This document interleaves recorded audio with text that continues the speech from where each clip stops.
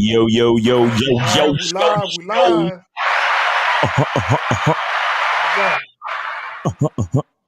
Now, well, let me shout out people that came in a little early. Let me see. AJ Leno, appreciate you, brother.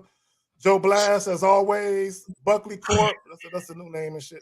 Money Mitch, Bad Boy Rick. You know what I'm saying? Yeah, get your motherfucking crayons out. Also, if you're weak, if you're sensitive, get your Kleenex. You know what I'm saying?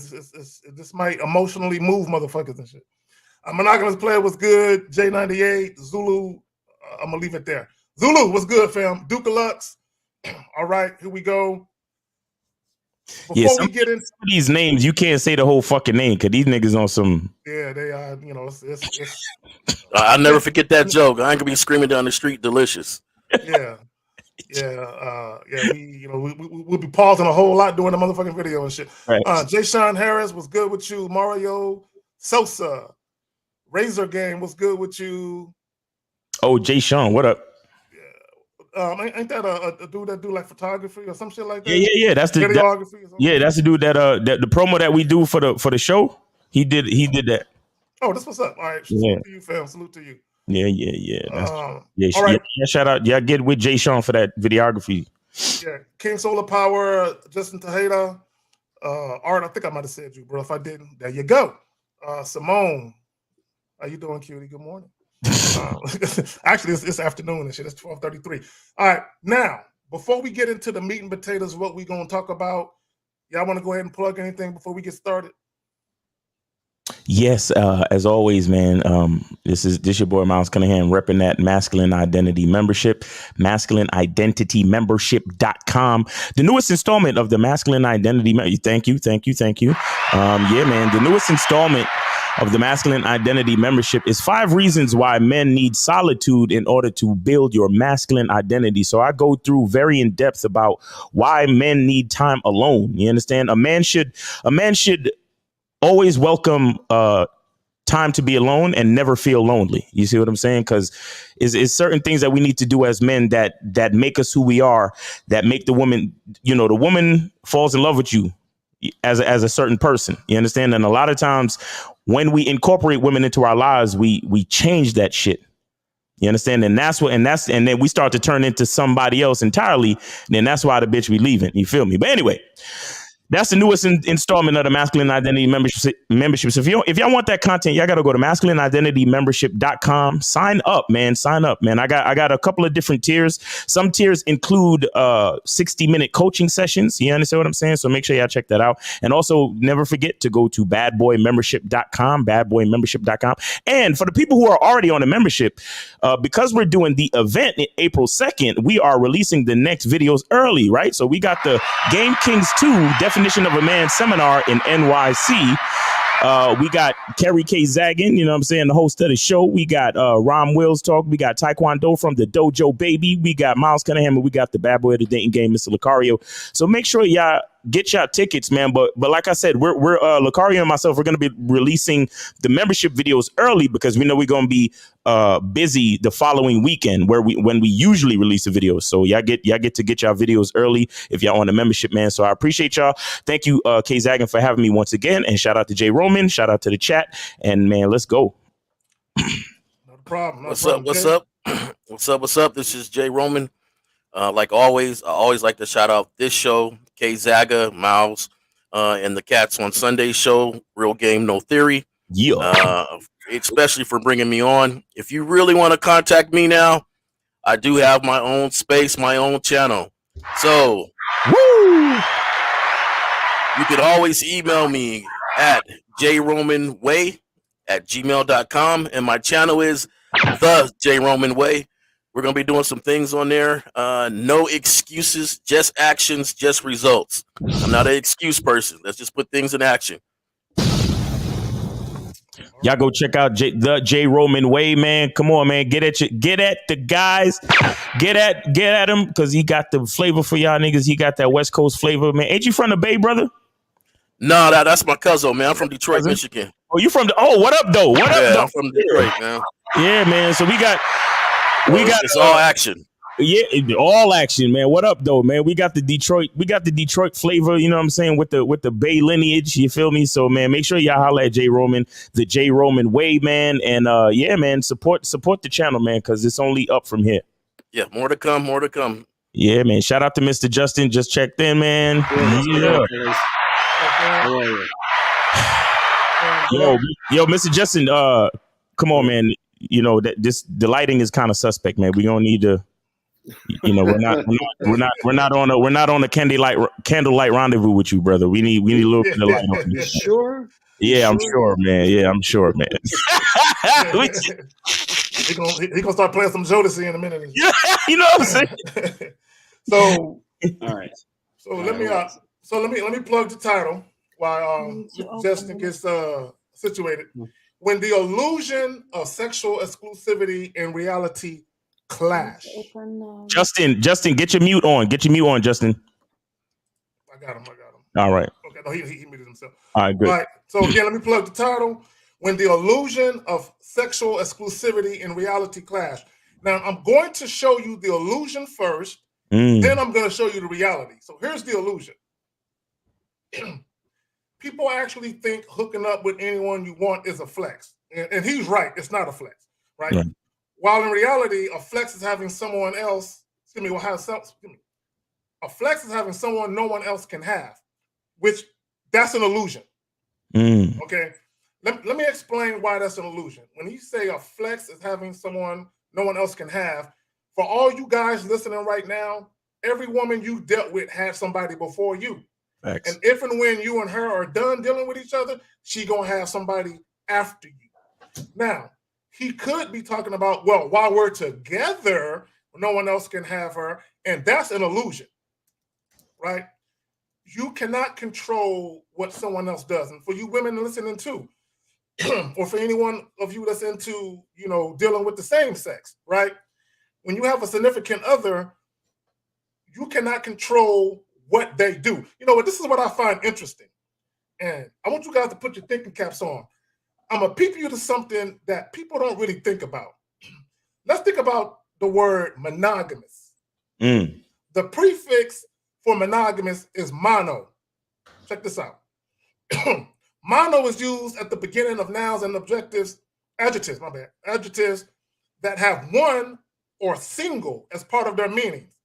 Now, hold on, I can't see the whole damn thing. I cut it off. Damn, I cut the damn thing off, right? But it don't matter. It don't matter. Okay, oh, here we go. Let me just take the title off. I want y'all to see this. Okay, mono means one. It means somebody's playing this shit in the background. Mono means one. Is someone playing this shit in the background? No. Y'all hear that? All right, my bad. So mono means one, single, or alone. So I want people to understand when you talk about monogamous, even in a monogamy-oriented relationship, you're alone. You're single, right? So monogamous is not about two people being together. Right. Although society will have you believe, oh, if I'm in a monogamous relationship, it just means it's one person. It's still you and another person. Pair. Two individuals that come together. So you're basically an individual within one unit. Okay, hold on, man. Y'all go ahead and talk. I hear something in the background. Hold on real quick. How we gonna go ahead and talk when you in the middle of how you you in the middle of setting up the fucking come on, Zag. All right, so no, I fixed it. It was me. I had to shake over. Okay, you gotta if you set the baseline of the idea to show me, you gotta do that, bro. You can't just I had some technical difficulties. It's fixed. Okay. So that's the illusion. Okay. And I was hearing it through my other ear, so it was fucking me off. Right? You know what I'm saying? So that's the illusion. Okay. Let me shut up, Miles. All right, let me show you the reality.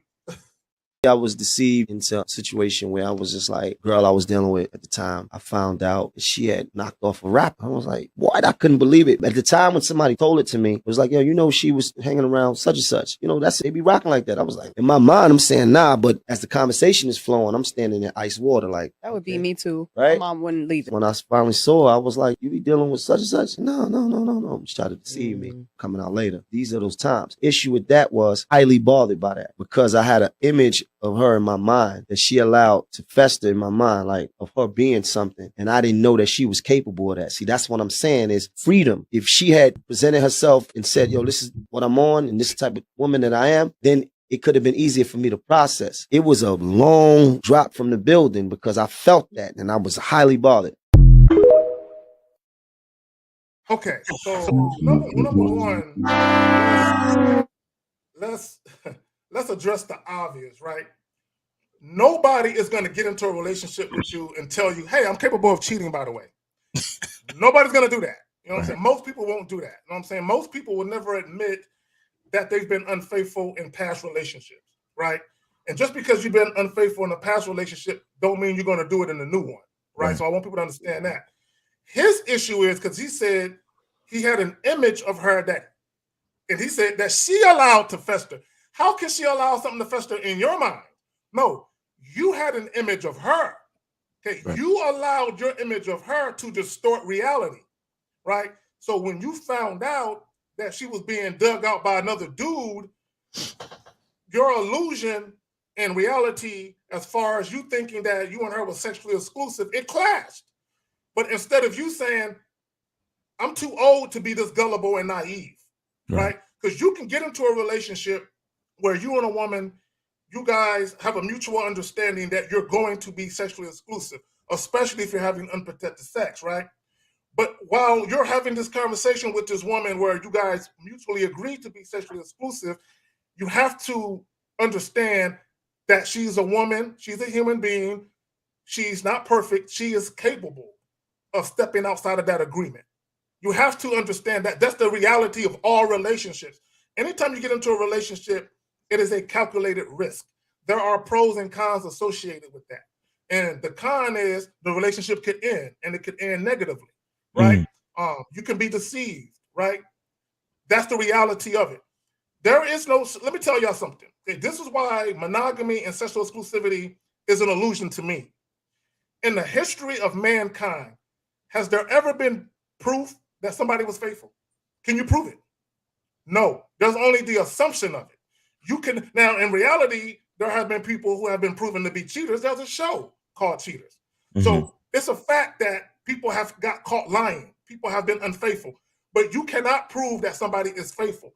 You can only believe it. You can only assume it. Y'all got it. Yeah, that's facts, man. The illusion is really where a lot of the pain can come from, and a lot of the frustration, and believing in. And I mentioned this many times before, but the Madonna whore complex. When you're stuck with that, you get stuck with the illusions that come with those, right? So the illusions of looking at the Madonna is like, oh, she's going to behave a certain way, and you have these preconceived notions of what that behavior is going to be. And then if you're viewing a woman as a whore, now you've got those preconceived notions of what she's going to behave like. And so you get prepared and in just wrapped up in a whole bunch of illusions that really don't do anything for you. Right. And actually, more than that, it doesn't do anything for you, but it actually detracts away from getting to where you want to be. So not only does it like it moves you backwards, not even off course, but it just moves you backwards. Yeah, I mean, that's very true. It doesn't help with progress. It doesn't help with progress because you're moving further away from reality and more into what you expect. And expectation leads to disappointment. Like, you know, that's something that everybody should know. And not a lot of people are aware of that truth, but expectation leads to disappointment because expectation means you're hoping for a certain outcome. You understand? And with that hope, you're also constructing a reality that, you know, that supports that hope and supports that, you know, that expectation. But if something happens to go against it or that doesn't go the way you thought it supposed to go, then that it shatters your reality, right? And what I believe is all you really have is reality. And what I mean by that is all you really have is the information that you collect from your five senses, right? At any given time of day as a human being. That's all you really have, right? You got your sight, you got your touch, and then, beyond that, you might have the way that you process your perspective, your brain, your heart, your emotions, and and the way that you look at things. But what I mean when I say that all you have is reality is all you have is what a person shows you. Right. All you have is what you experience with a person. So this is why and for a long time, shout out to Lucario and having a relationship with somebody like Lucario helped me to see this as I was coming up through the game. So, again, shout out to Lucario. It's interesting because Lucario is sort of a mentor to me. And I never really noticed that till this moment. Lucario is actually a mentor to me. But anyway. So shout out to Lucario. Make sure y'all go to badboymembership.com, go to mrlucario.com, check out all his shit. But he's been saying this for a long time, and I got to understand what he meant. He was like, the only thing I care about when I'm dealing with a woman or in a relationship is what is her doing what she's supposed to do for me. You understand? So it's like, and he always used this example. He's like, if I need her to come to my house at 5:30 in the morning every morning and make me eggs. And that's what we agreed to. And she comes to my house at 5:30 every single morning and makes my eggs the way I like my eggs made. And she does that every fucking day consistently. Mm-hmm. Once she does that, that's all I care about. Because that's the agreement we made and that's what she agreed to. And she's been consistent and she does it. And that's that. And the eggs taste good every fucking morning, just like clockwork. And see what was so what I'm saying is, if you go through the five senses, I see the clock is 5:30. She's coming through the door. She gets in the kitchen. She cooks the eggs. I can smell the eggs being cooked. I can taste the eggs, and everything is consistent every fucking day, like we agreed and like she agreed to as well. That's my reality. Now, when we have a problem is when I look at the clock and it's 5:35 and she's not here yet. When we have a problem is when I smell the eggs burning. When we have a problem is when I taste the eggs and it don't fucking taste like it's supposed to. And then I say to her, you're late. You burnt my eggs and it tastes like shit. What the fuck is going on? And then she says, nothing. And I'm like, bitch, something is going on because you're late. You burnt my eggs and the eggs taste like shit. Well, I don't know. Why are you talking to me like this? Now, am I going to ask her, bitch, are you cheating on me? Or am I going to say, get the fuck out of my apartment because I need somebody to be in here at 5:30 to make my eggs the way I like them? You see what I'm saying? So now she's not contributing to the reality that I require. So then I don't care if she was cheating. I don't care what's taking her mind off of her duties to get my eggs done at 5:30 in the morning. I don't care about anything other than the fact that I have my requirements for my reality and she's not coming with it. And if she's not coming with it, then the only thing that's left for me to do is fire her, not to question her, not to worry about if she's doing this and who she doing it with and why and all of these questions. And how could you do this to me? I thought we made an agreement 5:30 in the morning and you're supposed to cook my eggs, and arguments and fucking acting like I'm a victim. No. I'm not a victim. I have a requirement for my reality. You said you can do it. Once you stop doing it, you have to leave my reality. You understand what I'm saying? So that's what I mean when I say it's all you really have is reality. A lot of times guys get caught up in the victim, like if you watch the video just now with Mano, he sounded like a victim. You understand? And one thing I can't stand with guys like Mano is that Mano acts like the biggest fucking bully in the street. And he put his hands on niggas and he's a gangster and a thug and all this other shit. But you got some type of expectation on a bitch. And then when you found out that it wasn't real, now all of a sudden you're a victim and you're brokenhearted and you're very bothered by that. No, a real gangster gets the bitch that's going to come in at 5:30, make the eggs and make them the way he like them. Once she fall off of doing that, she's fired. No questions asked, no victimhood, no arguments, no blaming, no nothing. You can't make my eggs at 5:30 the way I like them. Get the fuck out my house and never speak to me again. Because now I have to work on finding another female to get up in here to make my fucking eggs at 5:30 in the morning. So all we really have is reality. If we focus on our reality and we try to make our reality what we wanted, we don't have to waste time arguing with people. We don't have to waste time hiring a fucking private investigator to find out if you're cheating and to find out what's making you show up to my house late and not cooking my eggs the way I like them. I don't need to worry about none of that shit. All I need to do is fire you and find somebody else who can fill the requirements of the reality that I designed. Y'all got it. Real quick, Jay Roman, before you go, call in. If you guys have a difference of opinion, a testimonial, 919, damn, the number didn't move out. Okay, 919-647-9392. Call in. I want to address this real quick. Okay, the Life of Chapel says, right, but ain't a relationship built on trust, not blind trust. Look, let me tell y'all something. When I was in relationships or married or whatever, if somebody would have asked me, do you think your woman has ever cheated on you? My answer would be, I don't know. I don't know. And if they ask me, did you think that she will ever cheat on you? I don't know. I don't know. But if you say, oh, hell no, she would never do that. There's nothing but pain at the end of the road with that mindset. There's nothing. Look, let me tell y'all something. This is why do y'all think guys delete themselves once they find out their girl was cheating? Because they're so emotional and distraught about the fact that she shared herself with another man. Right. Because they believe that once they got into that relationship with that woman, that that was their pussy. Okay. A woman's pussy is hers. It's not yours. Right. Okay. A woman is only sharing it with you. Okay. Whether it's short term or long term, she is sharing it with you. But guess what?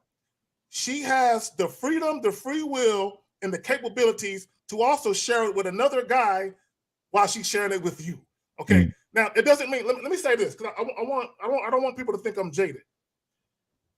Are there women who are capable of being faithful? Of course. Okay. Are there women who have never cheated in relationships? Yes, those women exist. I don't want to make it seem like they don't exist. They do. But here's the illusion of monogamy and sexual exclusivity. You will never know for a fact if the woman you're with is that woman. Right. Y'all got it. Well, Zach, you just took all the points that I was going to make. After I seen that comment down there, my biggest thing is I can understand when somebody says that, hey, we sat down, we talked, and we said we were going to be exclusive with each other. We made that verbal contract with each other. This is what we're going to do. And if somebody breaks that contract, however, like your point is, do we really believe that the person across of us is more than human? And I think everybody has to understand you're dealing with human beings that are fallible, that make mistakes or make decisions, however you look at it. I think people just make decisions. But, so you shouldn't be the heartbroken, torn down person. What you should feel more is that, hey, it's not about the cheating. It's the fact that you're not a woman of your word in which you gave me. And I value that. That is just the action of you not being a person of your word. And I think that when you put more emotions into it besides that, that's when you get that downhearted feeling.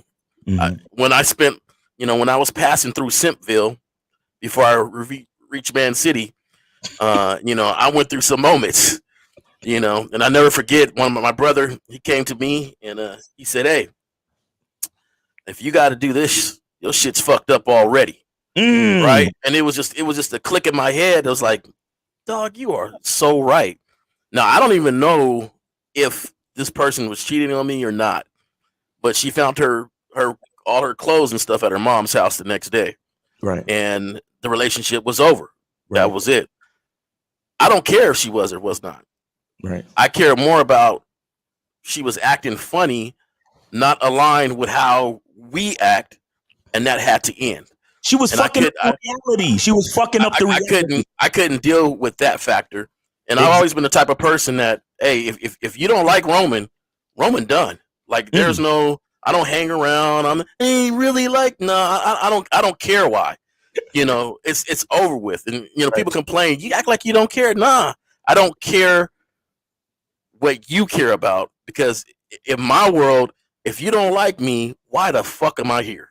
Right. Like, there's no need for me to waste time with you. And so, after that moment, it felt a lot better. It felt, when you look back at yourself, when you call yourself, you bitch. Sometimes you got to call yourself, you bitch. What the fuck was you doing?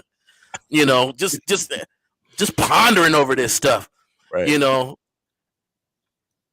And I think, Zach, you made really a good point on how you put it. Is just that when your reality is messed up because you put too much, I call it your heartstrings was too tied up into hers, not your own heartbeat, right? Right. That you start to really believe every word this imperfect human being is saying. Like, that is crazy to me. I will never believe every word an imperfect human being is saying. Mm-hmm. But however, I've gone to people and said, "Hey, I cheated on every relationship I've ever been in." Oh, really? Yeah. Why? Well, things weren't rocking. They didn't really give it to me the way I like to, and blah blah blah blah blah. Do you want to try?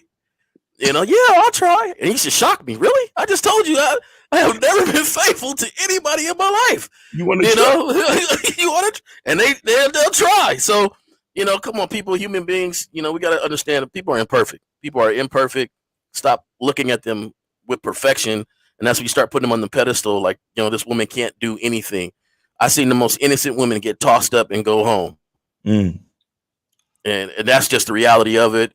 Tell you that she loves her husband to the utmost, her kids, her life. She loves everything about her life, but yet she still get tossed up. So people got to understand, like, hey, human beings, just keep it in the back of your head. Something can be done, but if they mess up your guys' arrangement, that's the more important thing. Right. Let me say this, Jay Roman. You know what's so funny? My last 3 relationships, I admitted to all 3 of those women that I've cheated in the past, and they still wanted to get into a relationship. Yeah. One of them was a marriage and shit. You know what I'm saying? She still wanted to get married. She didn't care. You know what I'm saying? And I admit it. And I don't admit it haphazardly because I felt like I was a piece of shit for lying and being deceptive. You know what I'm saying? So I don't condone cheating or advocate it. I believe that a man should be forthright with women and let women know that he desires variety and options. And then let the woman make a decision whether or not she wants to entertain you after you tell her the truth about who the fuck you are, right? So Zulu and I had to look this up. I thought it was a Zaire money, but it's actually South African Rand with the 70. How do you keep your perspective always in line with reality as you progress through life? When all you see around you is society lying to you consistently to believe the lie. But that's the problem. You're listening to society. Look, let me tell you, a lot of y'all, the reason why a lot of guys have issues with women and you have this disdain, this angst, and this vitriol towards women is because you chose to believe the lie that society told you about women. And now you're mad at women for the lie you chose to believe. Okay, like Mano, he chose to believe a lie. Look, let me tell y'all something. I did a video and I was talking about an article that I read, and the article was titled "Love and Sex Don't Belong in the Same Bed." And it was an article that a woman who was married penned, and she made the mistake of intertwining love and sex together. And that's what people do. When you intertwine your emotions, sex, and love together, okay, that's why you have people who cry and they're distraught when someone cheats. Okay, because that person, they didn't shoot you, they didn't physically harm you, but because you intertwine love and sex and emotion together, you feel like she cheated on me. That means she doesn't love me. That's where all that emotion comes in at. Like, I had a guy one time, he said, if a woman cheats on you, that means she doesn't love you. I'm like, no. That means she doesn't respect you. It's a disrespectful act to cheat simply because there's a contract. You mutually agreed you will be sexually exclusive. So it's disrespectful when you cheat. You're being dishonest, right? It's dishonesty. It's being disrespectful. A woman can love you and still suck another nigga dick. I just want to put that out there. And then she could call you and tell you that she loves you and how much she misses you while she's doing this. You know what I'm saying? The love is still there. She just doesn't respect you guys' agreement. That's all that is. Right. But you guys got it. Of course. Yeah, I wanted to answer this question and then link it back to what Miles was saying. So to touch on what Miles was saying first, the eggs part, that's in quotations, right? making your eggs is a symbol for anything, Right. It literally could be anything, because like maybe some dudes don't even like eggs, right? Or they're allergic to them. Right. It's a symbol for something greater. So guys, when you're listening to what Miles was just saying, don't get caught up in the eggs and then because they're gonna start thinking, okay, I gotta start having her make me eggs. Yo, right. It's like, and you missed 5 in the morning. completely. Right. At 5 o'clock in the morning. Like, you missed the point completely. It was an example of a greater structure. Okay. And so to answer this question, and then dealing with the fantasy versus reality and how one can manage, because what Jay was saying, you can't really tell how truthful someone is presenting themselves to be. So what keeps that in line, and shout out to Steve, is keeping a set of codes and principles and rules, right? Because that is the guiding light. So that becomes your measuring stick by which to measure their behavior, right? To measure your behavior. And so you have this very unified and basic structure about how things can be run. And then when things are deviating from it, that gives you the sort of parameters to see where it's deviating, what part of the structure is deviating from, and how far it's deviating from. Right. And then you can determine, okay, is this a mistake, or were they really trying to, break rules? Are they really trying to disrespect things? But if you don't have any sort of basic structure, then what's going to happen is you're going to be trying to correct behaviors or trying to address behaviors from an emotional standpoint, right? So if you don't have a reasonable and logical sort of setup by which you're measuring things, then all that's left is your emotions. Right. And that's why guys get caught up. That's what get guys caught up in the illusions. They get caught up in the feelings that are associated with trust. And then they deal with things on an emotional level. And that's when they start getting into arguments. They started bickering. And God forbid, they get into physical altercations with women. It's from that. It's from not having any sort of unified structure. Facts. I want to address the life of Chapo, and he did say it's his opinion, and you're entitled to it. He said she's gonna respect you if she love you. No, look, let me tell y'all something. It's the other way around. It's the other way around. Yeah, bro. Yeah, but y'all, look, this is why when you guys are searching for love, here's the problem, right? Let's just talk about love for a moment. When you hear people talk about, oh, I'm looking for true love, or I'm looking for real love, as if there's these super degrees of love where one is better than the other, right? Agape love. And that's the problem. You have people romanticizing and idealizing love. You know what I'm saying? Yeah. If you look up love, there's a definition. It doesn't say, but if you want that super duper love where they really give a fuck about you, search for that real love. Get the true love, because this love is just basic generic love. This love won't sustain you unless it's real. It's goofy, right? And my thing is, love and respect are not synonymous. They can coexist. You can have respect for your boss, but not love that motherfucker, right? You can have a father. For those of you who have a father that was in and out of your life, you can love him because he's your biological father, but maybe you don't respect him because he's inconsistent at being a father. So you can love it like having a sibling or a relative who's a fucking crackhead, and all they do is fuck people over and steal money. You can be like, I don't respect that motherfucker, but you can still love them. Stop thinking that if you find love from a woman, it equates to her respecting you too. No, the fuck you don't. Anyway, I'm just letting you know, bro. Well, let me quickly add also that a lot more money can be made from love and everything that's connected to that than respect. So that's why respect isn't marketed. Yeah. I was going to touch on that too with the question that homie asked about, how do you keep going when society continues to lie to you? You have to understand why society continues to lie to you. Society continues to lie to you to get you used to the emotions that are associated with love and trust and expectation, because they know it's kind of like how, if I know your canned response to a certain thing, I can then control you. You understand what I'm saying? If I know that, for example, with the exception of Mr. Justin, right? I know that if I'm a white guy and I want to, possibly get a black dude angry enough that he'll get arrested and go to jail today, all I got to do is just call him a nigger. That's all I got to do is go up to him and say, hey, you goddamn nigger, or some shit like that. And I know that 9 times out of 10, he's going to do some dumb shit and get his ass arrested. And I don't even have to lift a fucking finger. But again, that's because if I know how you're going to respond to a certain thing, I can then control you. You understand? So this is why we have to be very careful when it comes to relationships, because you got some chicks who the reason why they cheat on you is not really because they really wanted to cheat on you. Half the time it's something that they want, but they're too afraid to apply direct communication. So maybe, for example, maybe she wants to open the relationship. Maybe she wants to end the relationship. Maybe she wants a threesome. Maybe she wants a train ran on her. Maybe she's like, there's something going on in her brain, but she doesn't feel like she can directly speak to you about it. So what she will do is she will let you see her flirt with some guy to get you angry. You understand? To cause disruption and say, well, if you're going to say all of this shit, then maybe we shouldn't be together then. So now that's an exit plan to get out of the relationship. You see what I'm saying? So understand that. I mean, how many guys do you know who are too afraid to actually break up with a chick? And instead of breaking up with the chick, they'll, especially these young cats, they'll post some shit on social media to make their girlfriend mad. How many times have we heard this?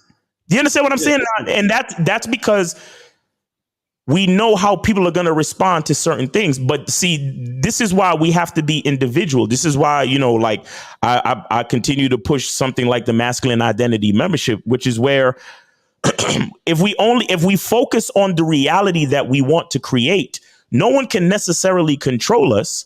Right. And like Mr. Justin said, once we have that structure that we chose and that we customize for ourselves, all we have to do is look at if the parameters and requirements are being met or not. And if it's too far outside the parameters, then we got to cut that person off like a virus. Do you understand? But if it's a mistake and we could talk it over, like if I'll say this, I don't trust any woman. The only thing I do is I appreciate consistency. That's all I do. I don't trust any woman, but if the next time I see you, you continue to behave the way you're supposed to behave and everything is going like it's supposed to be going, I will continue to deal with you. Now, that's not trust. That's just me appreciating your level of consistency. You understand? Like I've been known that's how I praise women. I'll be like, yeah, I appreciate you being so consistent. I appreciate what you do. I appreciate, the fact that everything has been smooth and on a level. You understand? I'll be dicking the bitch down and I'll be whispering in the ear, you're going to stay consistent with daddy, ain't you? You understand? Those are the type of things that I say to a woman, and I praise her for her consistency. Do I trust her? No, because like somebody said, I think Jay Roman said it, she's a human being. She can fuck up at any time. Do you understand? Now, if she actually made an honest mistake, we can discuss it. But if I see her purposely going outside of the parameters, then she's fired. You get what I'm saying? Or if she does make a mistake and then she's not remorseful about it and she's not trying to rectify it, then she's fired. Because it's not making a mistake that's the issue.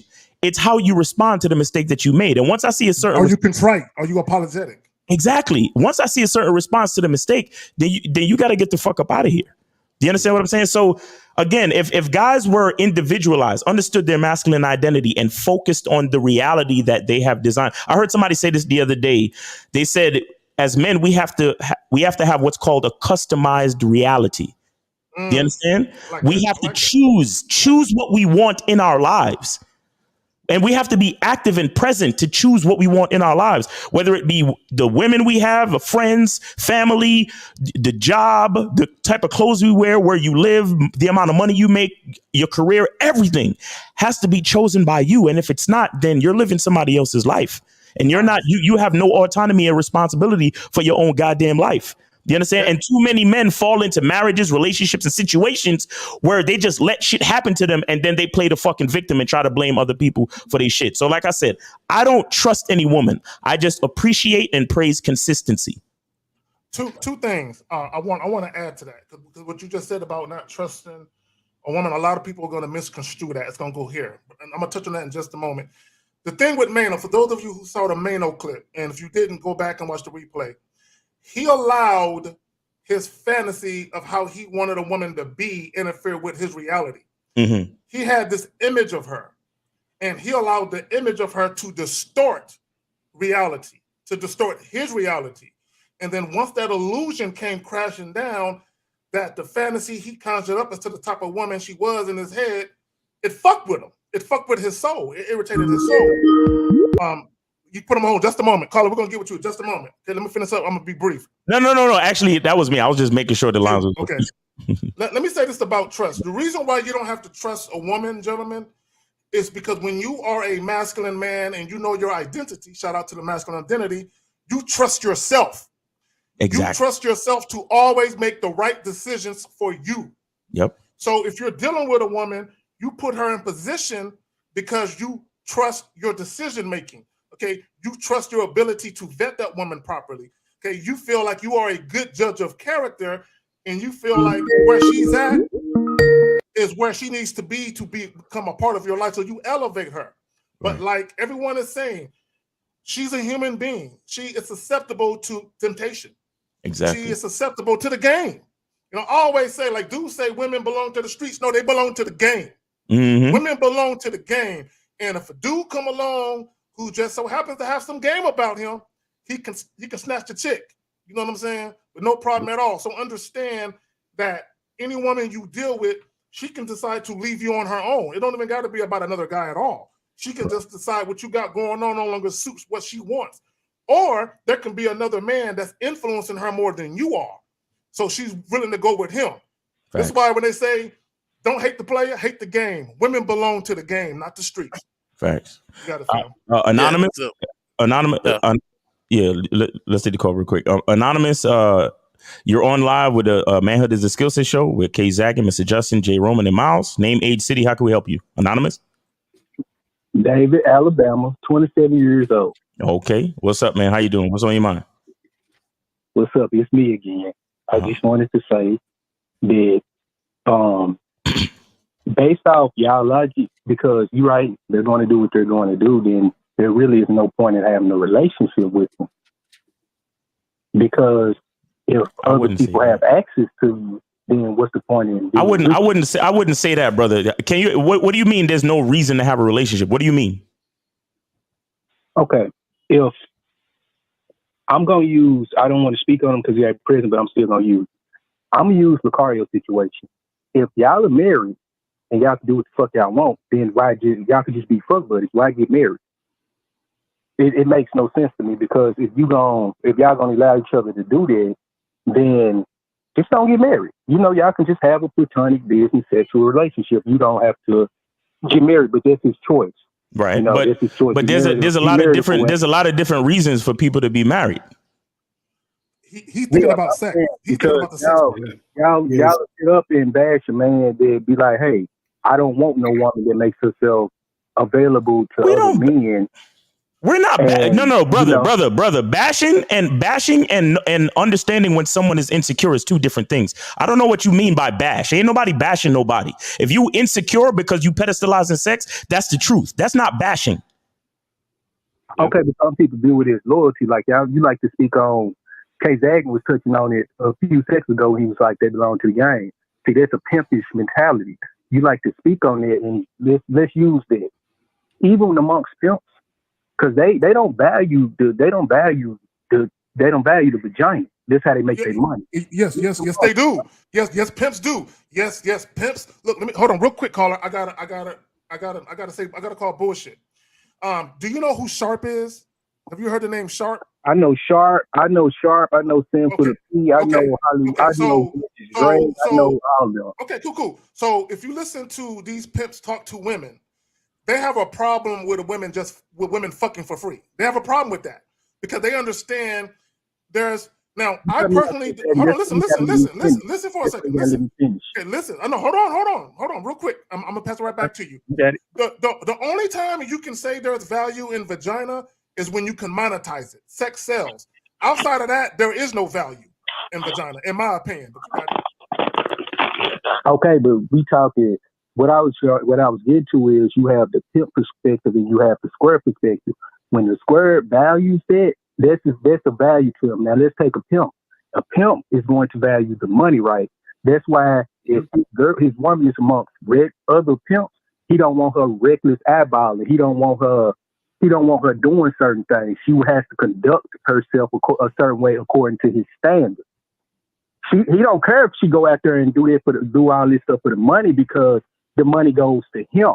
That's his business. But if he is amongst somebody else of like mind and stuff like that, he's going to, hey, look, keep your head down. Don't talk to certain, don't do certain things. That's why they have a system in place for that, because that's what he values. Right. So what are you saying ultimately? You got to be careful when you speak. You got to be careful when you speak on it, because even amongst them, just because they don't value this don't mean they don't value this. Now, when you come from a square perspective, and that's what he values, if she's giving it away, then she lost her value in his eyes. Right. You got to understand that. Okay, caller, listen. Exactly. Yeah, I got something to say now. What's the difference between what we're saying as far as paying attention to consistency and reality? What are you coming with that's different from what we're saying? Okay, so wait, say that. I heard the reality part. Say the other word again. I'm saying we're talking about the consistency of the reality that you create as a man, right? We're talking about as long as a woman can maintain that, then she can stay on the team. So what's the difference between what you just said and what we're saying as far as consistency and the maintenance of a reality? There really is no difference, but I'm saying if that's the case, because y'all say, oh, just let her do whatever she wants. That's false. Nobody, brother, stop. No. Listen.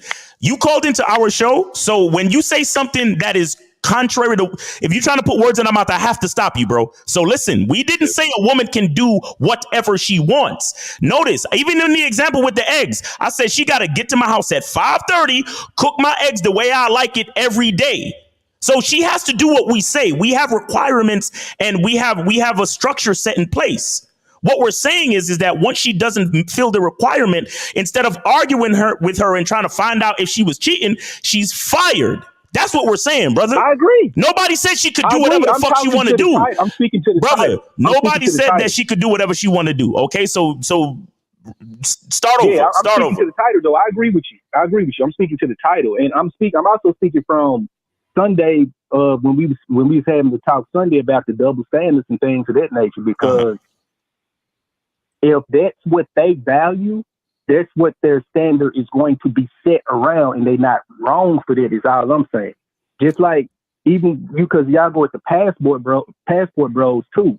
If they value a certain thing, that's what they value. Yeah, but look, what do you tell me what you're saying that they value? What do they being who? The lame? Who are you talking about exactly? Whatever anybody value, bro. You might can value gold, you might can value a fucking marble, whatever it is. Yeah, we care about that. Stand it around. Yeah, but here's the difference between here's the difference between the two values, though. One value is external, and the other value is internal. Okay, so when I value, bro. No. There's a difference, bro. When the value, listen, when the value is external, that's a example of insecurity. When the value is internal, then that's because you have your own standards and your customized reality. Do you understand that? There's a thin line between insecurity and emotional stability. There's a thin line between that.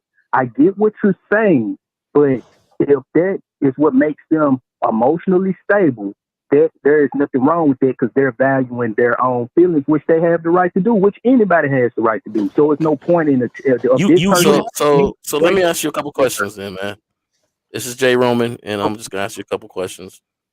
So, are we talking about the sexual act of cheating? Are you saying is what they value the exclusivity of it, with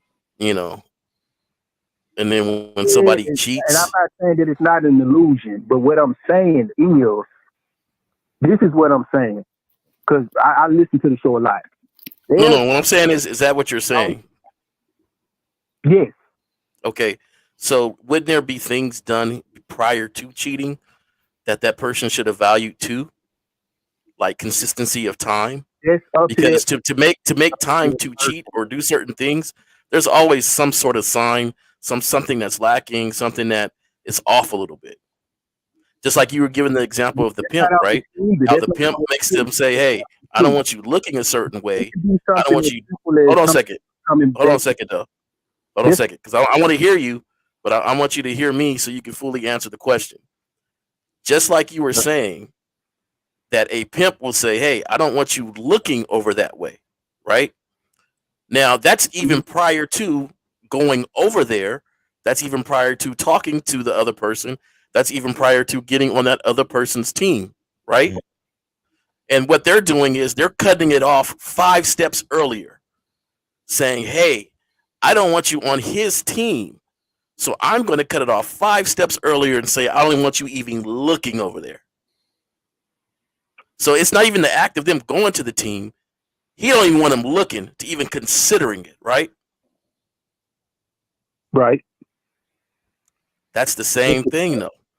So if they're putting their value in I'm the listening to act you. of cheating, if they're putting their value in the act of cheating, if they really knew themselves, they would know. If they really knew themselves and had a vetting process and knew their woman, they would already know there was things that was off the rail prior to that they should have valued more besides the result. Because to me, cheating is just a result of something else that was going on.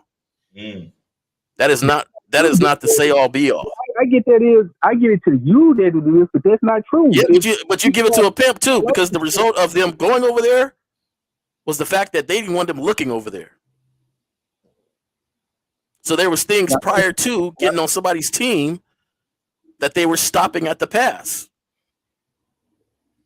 That's not true. You can have the perfect relationship with your girl, something, and y'all even speak on that on the opposite side. You can have a perfect relationship with your girl, something bad, walk bad, an opportunity presents itself. Everything is consistent and stuff. I don't know how 2 imperfect people can have a perfect relationship. I personally don't know how 2 imperfect people can have a perfect relationship. I wish I could fucking finish, bro. I Yeah, really me too. finish. So what I'm gonna say is this. What I'm gonna say is this, and then I'm gonna let you finish because I value your call. But if you know and vetted the person, wouldn't you get more upset at yourself for not noticing something more than the person in themselves for the action? Not necessarily. Some people are masters of deceiving. They masters of deception. They're masters at that.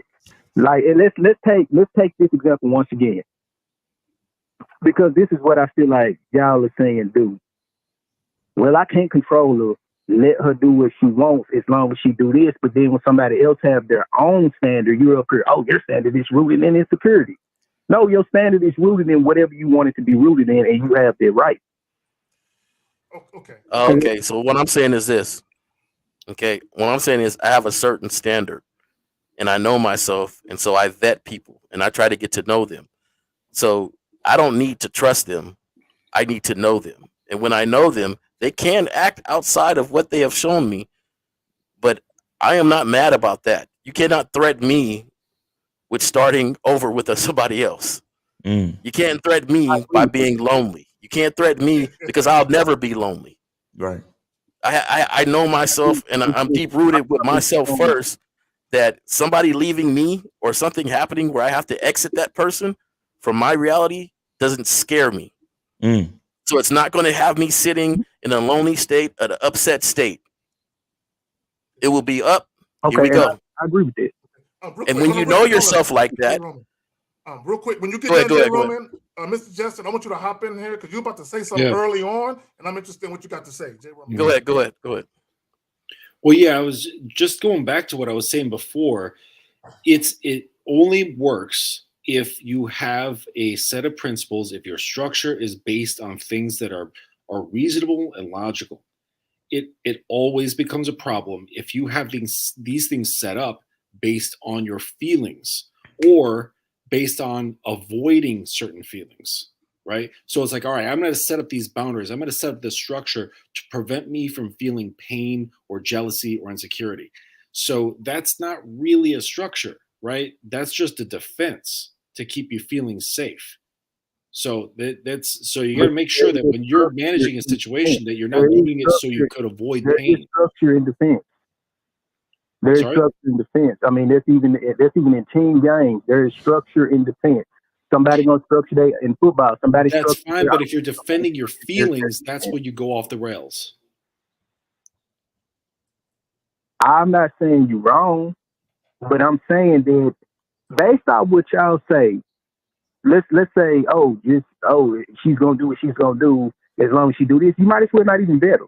You might as well just let her do what she's gonna do based on what y'all say. but Cola, what about but what if she has the ability to show you the consistency that you require though? You have to at least give her a chance to give you for as long as she can. You got to see how long she can show you that consistency.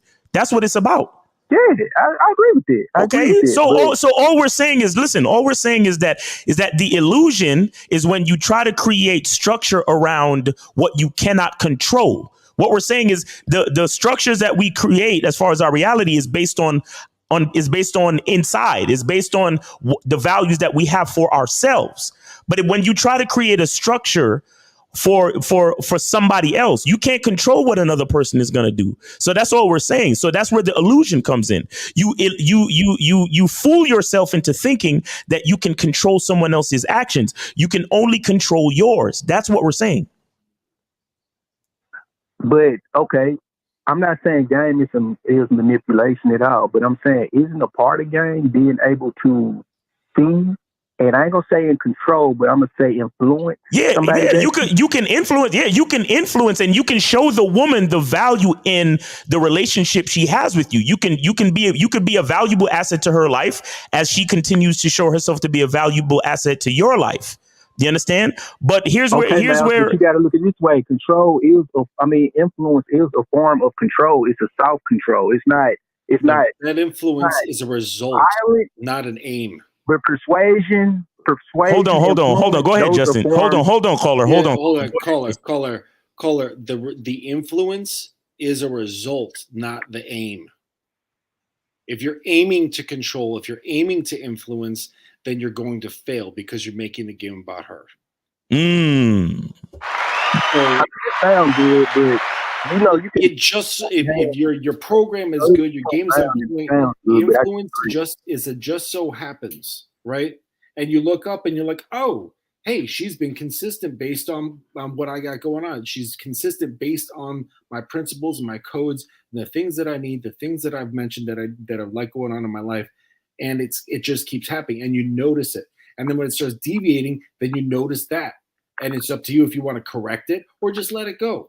It's not that big of a deal. Like guys just put like way too much emphasis on what she's doing instead of what you should be gaining, like what you should be structuring your own life to that she could be lining up with.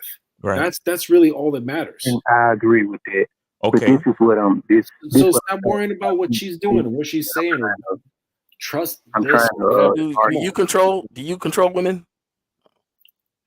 No, you can't. Okay. So that's what I'm saying. So do you influence women? Wait, what'd you say? Do you influence women? I mean, if my influence work, it does. If it doesn't, then I just let it go. I'm not finna lip wrestle and do all this other shit. Okay. I'm not understanding the discord here on understanding what we're saying then. What are you trying to say, caller? Then what was your point of you calling in then? If you saying what we saying? Y'all moved it 4 times. My point is that if somebody values something, regardless of what perspective they're coming from, if they value it and they want it, even if it's an illusion or a lie, because the same can be said that they're only being consistent with you. They run a game on you being consistent with you because they think they're going to get something bigger at the end of doing all that. It's benefiting them in some way too, which it should. But my point is if that's what they value, that's what they value. Everybody got something they value. It might be family. It might be whatever they value. That's what they value. If somebody wants to build a relationship monogamously, they have the right to do that. Now, whether or not it goes that way, is another thing. But they had it right to do that. You can't say, "Oh, it's rooted in insecurity." I mean, you can't. I think you really misjudged the whole See, thing. And see, I'm gonna say it like this because I value a You monogamous wasn't relationship present Sunday. You because I wasn't like to present get. Sunday. Hold on a second, sir. This is a Hold on a continuous second now. Sunday. I'm a caller, I'm gonna give it back to you. I'm gonna give it back to you. Hold on. I'm gonna give it back to you. Now, I like to do some real freaky things in the bedroom, and I like to do that under the pretense of a monogamous relationship, right? Just because I'm a very clean person, and I watch my whole life. I didn't watched out. I grew up in the age when they was doing all the AIDS commercials on TV. I don't know if you remember those, and they was showing all the sickly people and being like, have you been tested this year? I grew up in those times, right? Mm-hmm. So, it just affected me. I became a super clean person. So now I require tests when I meet young ladies for us to get down. I require a recent test, so I can be free with them. So exclusivity is something that I look forward to. However, I am not naive in understanding that since I do not control a person, that they may step out of what we agreed upon. There's nothing naive in my head about that arrangement. You understand? So it's not that I don't value, it's just that I don't put more value than my knowledge, than my standards of myself, and understanding human beings, understanding women, and understanding that we are all imperfect. Mm-hmm. And so when you get that reality into fantasy, hold on. When you move your reality into fantasy and believing this person will never, ever do anything, that's where the issues come in at. Yeah. Then on top of that, I can quit a situation quickly because I value me more than I value anything else. Right. Right. That's a good skill to have, but I'm just saying that's what the red pill teaches. What? When you have your other movement. What? No. I don't even know about red pill. No, I don't know nobody else's program. I'm on my program. Caller, if you gonna start talking about pills, then we can end this conversation now. You hear me? I'll be quiet, because I know you don't want no competition. So I'm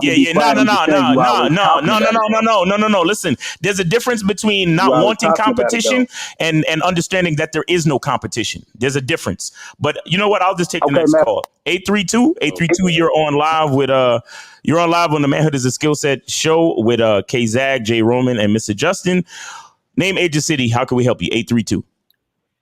Yo, this Bruce 40 out of Houston. Much respect to everybody on the panel first and foremost. I appreciate you. Salute to you. Yeah, I wanted to real quick give some props to that one of the last callers I just heard. He revealed some dope shit to niggas who know how to read in between lines. Okay. And what he revealed is about the average person's mindset and how the average person subscribes to cop-outs and weak shit. And they don't even realize what they're subscribing to is weak or how it's weak. Right. And the thing he said that revealed that to me was he mentioned about someone could be a master at deception, right? And they fool you, which that can happen. But the thing is, even if someone is a master at deception and they fool me, it's still my own fault for not being a master at being able to detect bullshit. There we go. Damn it. Accountability is a motherfucker. Yeah. What'd you say, Zach? No, I said accountability is a motherfucker. Look, and caller, what you're saying is dope. Let me just say this right real quick, and I talk about this all the time. When people talk about getting stabbed in the back, which is where you are deceived and you didn't see it coming, the only time you can get stabbed in the back is when you gave someone a knife to do it. Exactly. Right? So when you talk about being deceived, the easiest way to be deceived is to allow your emotions and your feelings to determine how you move with people. But you got it, fam. Indeed. Yeah, that's pretty much what I want to touch on, just to top it off. If someone tricks you, you know, all it boils down to is that they were better at lying and putting on deceptions than you were at detecting lies and deceptions. That's all. Thank you. Exactly. Thank you. Appreciate you, caller. Thanks for sharing that, man. Thank you. All right. I know I saw a monogamous player, man. I was trying to merge the calls, but if y'all want to call back, and I know I saw Moses too. If y'all want to call back, hit the line again, fellas. All right, here we go. So we got monogamous on the line. Monogamous player. Go ahead. Yeah. No. Go ahead, Kizak. I was going to say, Justin got to bounce in a little while. Okay. So Jay, Justin, when you get the call, or when we get to do the call, go ahead and you speak first, so that way you can get some shit off. Very good. Yeah, appreciate that. All right. So monogamous, go ahead, brother. Yes, sir. Yeah, y'all already know that I donated. This is one thing I just want to say, and shout out to the couple callers ago that was really just trying to, I guess, prove his point or whatever. And the one thing I just want to say that a lot of guys fuck up. See, there's a lot of guys out here that actually sabotage relationships. And me and my girlfriend was actually talking about that last night. A lot of guys sabotage relationships because they don't live in the moment. And women do it too. You know, insecure people do this. Insecure people don't live in the moment. You see what I'm saying? And I feel like him and a lot of guys, they're so focused on the bitch not leaving. Right. And when you're so focused on the bitch not leaving, then that's some sort of control or some sort of potential control. You see what I'm saying? Now, I just want to prove this point, guys. Can we all say that Walmart is a multi-billion-dollar corporation? Right. Mm-hmm. Right? Okay. So, Miles, you said something that is very important, which guys should only focus on. It's the consistency of when the woman is there. Right. When the woman is not being consistent no more, then you move on. How many over the years, right, since Walmart been around, how many employees do you think Walmart had to move on from? Right.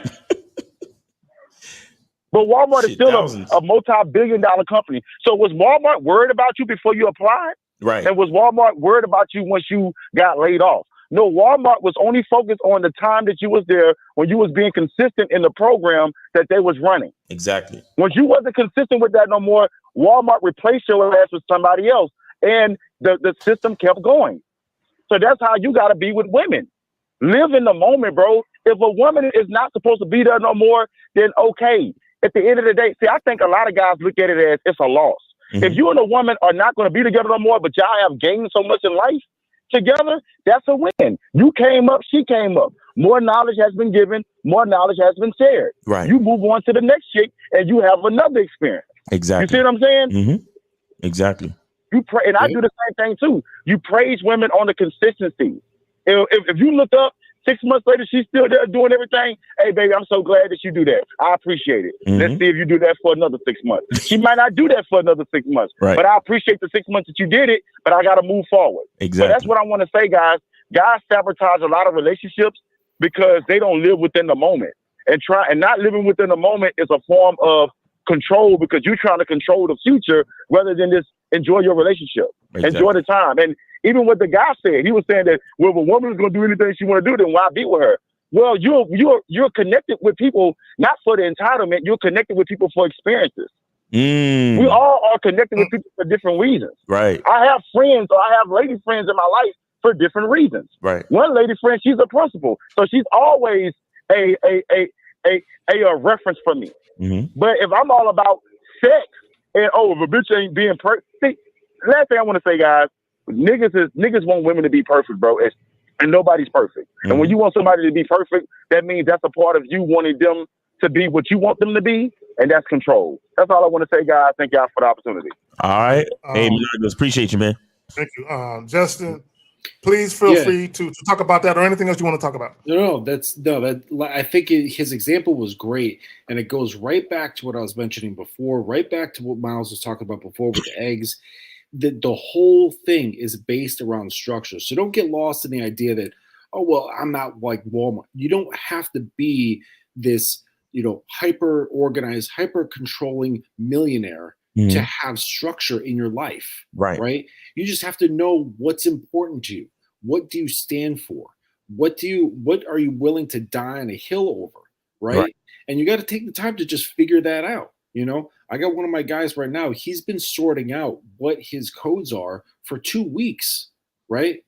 Doing his homework, doing his research, doing a self deep dive. Like, you got to figure out, and you got to take the time to figure out what is actually important to you. Because once you're solid on that, trust me, it gives you the foundation to view the world.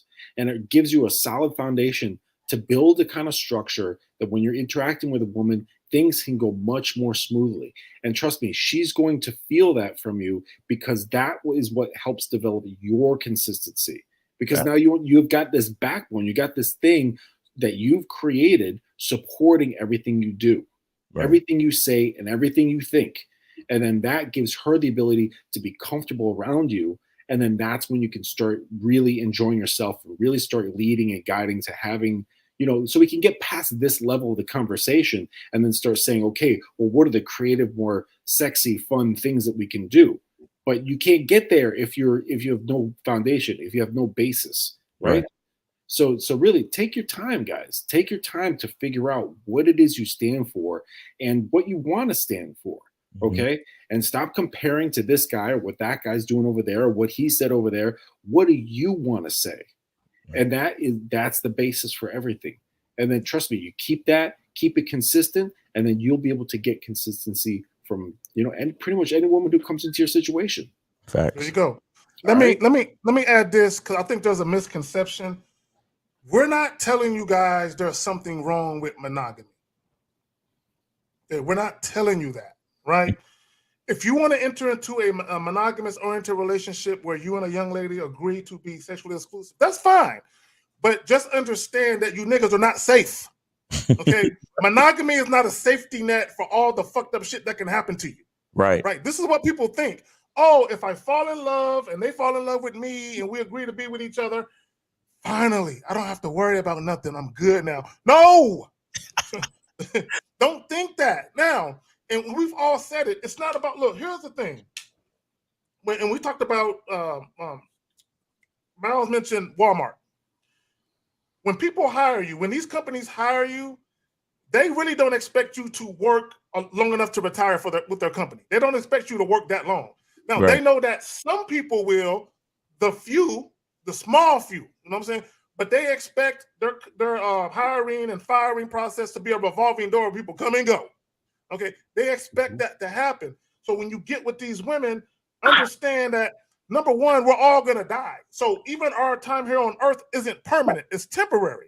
So if we're temporary, any relationship you have is temporary. Facts. Just understand that. Now, there are people who are fortunate enough to have 30, 40, 50-year marriages, and they die still together. You know what I'm saying? They're still together. One of them dies, and they were together. But even with that, even 40, 50 years later, can you guarantee that person was faithful the whole 40, 50 years? No, but you shouldn't worry about it either. Don't worry about it either. You know what I'm saying? As I said earlier, there is no proof that people are faithful. Just the assumption of it. Right. Exactly. There's a 60-something-year-old. He was 70-something years old. He just divorced his wife. Because he found out like 50 years ago he cheated. So she cheated. Right. All right. So, all right. 248. Can you put your phone on mute, please? 248. Put yourself on mute, please. 248. And then we got 718. I think this is Moses. Moses, is that you, brother? Yeah, how y'all four men on the panel is doing? Yeah, we good, man. What's going on with you, man? What's up, Moses? How you doing? Like, this is a great, shout out to, the Masculine Identity membership, even though I'm not on there yet because I can't afford both right now. But so Miles, you said that, you sometimes you need to spend time alone. Yeah. Let me tell you, man, I oftentimes, right, I spend time by myself. I go out by myself. Mm-hmm. You understand? I do things by myself. But when you do things by myself, I realize I learn about myself. Mm-hmm. I learn about the level of the game I'm in. You understand? Whether it's approaching women, whether it's going out and doing whatever you want to do. Right. You understand? So, I just wanted to put that in there. When you go out by yourself, the bars, I do that every week, almost every week. You understand? I go out by myself. But when I go out by myself, I enjoy it because I learn about where my level of game is, who I really am. You understand? Right. Exactly. When I approach women, when I approach women, I'm talking. I learn about myself. I learn about, let me go to the drawing board. Let me go to the video. What did I do wrong? Let me not do this again. Let me correct this way. Let me approach a woman this way. Let me not do it this way. I learned. You understand? So I just wanted to put that out there. Shout out to that. Now, here's the thing, right? About why sexual clashes, right? A lot of guys, they deal with women who don't like them. You understand? Like I've been in situations like this before. I knew y'all before. Like when guys complain about, oh, I'm in a relationship with a chick, the chick not respecting me, the chick not doing this, but they forgot months ago when you met the woman, you told the woman, listen, I want you to meet me at the bar. The woman said, no, let's go out to dinner, and then you said, okay. You understand? So that was when at that moment there, right. You should have known that you should have put that woman to the garbage can and get another woman. Right. Exactly. You get what I'm saying? Yep. So I wanted to put that out there. So, I'm not going to stay on here too long, but at the same time, this is a good, conversation. They understand that your reality will crash when you follow the woman's leads quicker than later. Facts. Your reality will crash when you deal with women who not cooperating with you. Mm-hmm. Because understand, like when you're dealing with women, you got to find women who's gonna be compatible with you, mm-hmm. whether in any circumstances. Right. Like a woman who's gonna follow your lead, a woman who have high interest. Shout out to Lucario, high interest. Right. When a woman have high interest, she's not going to give you all these drama. She's not going to give you all these problems. Right. She's not going to make you compensate. You understand? And that's what I wanted to put out there, man. Thanks for taking my call, man. Yes, sir. Yes, sir. Good point, Moses. Appreciate you, brother. Appreciate you. Thank you, Moses. And real quick, from a technical aspect, D. Lee, if you're calling in anonymous, I can't merge an anonymous call. So you're going to have to just call back when I'm finished with these other calls, because I still got 248 on the line. So D. Lee, I see you in the chat, but if you're calling in as anonymous, I can't merge the call. So you're just going to have to call in between calls. Go ahead. Kerry, you was gonna say something? Yeah. Damn, I lost my train of thought. Take the next call, bro. Well, just real quick before it jumps in there, I gotta pop out of here, fellas. Okay. But it's been a wonderful Saturday. I got just a bunch of things to do, but I appreciate that. If anybody has any questions or they want to get in touch with me, I'm on Instagram at MrJustin_X. And I'm working with guys who are in relationships. So please, if you got any questions, you got any hang-ups, what's going on in your situation, let me know and I can help out. All right, you fellas have a great day, and I'll catch up with you later. All right, you too, Justin. Peace. All right. Cool. All right, it sounds to me sometimes that some individuals, they want to excuse the lack of work and vetting and observation and knowing the relationship for this, she's done me dirty or wrong. And right. I didn't see it because of, she's just this master deceptor. And it's to the point where once you get to a certain level, and I'm going to make this point, we all learn and grow. Now, I don't know about all these different named programs, blue pill, pink pill, red pill. I don't know all the different stuff. I don't live my life off of somebody else's program. Delete calling. But no, we got 248 waiting, so he's not going to get. We're still gonna wait. Oh, my bad. You got a call waiting. Oh, he's been waiting for a minute. Go ahead. Yeah. Hey, man. I know if we got something to say, then we got something to say. Like I said, anonymous. Your call is anonymous, D. Lee. So we're gonna take 248, and then hopefully you could call it in between that. All right. So 248, you're on with K Zaggin, J Roman, and Miles on the Manhood is a Skill Set show. Name, age, city. How can we help you? 248. The realist 24. I wanted to weigh in on the topic. Oh shit, the realist, what's going on, bro? Oh shit, here we go. All right, what's on your mind, brother? Say what it is. Well, two things. First, I wanted to address K Zaggin's point. I think that's a very disingenuous point when you say just because you can't prove somebody didn't cheat, that you can't prove someone's been faithful. I mean, we've never been to Mars, K Zaggin. That doesn't mean Mars doesn't exist. Just because you can't prove something, that doesn't mean it doesn't happen en masse. So that point. Hold on, the realist. That's exactly what he was saying. Realist, hold on, listen. two things can be true at the same time. So listen real quick. You cannot prove that someone has been faithful. However, I do believe in a history of marriages and relationships that people have been faithful. You just can't prove it.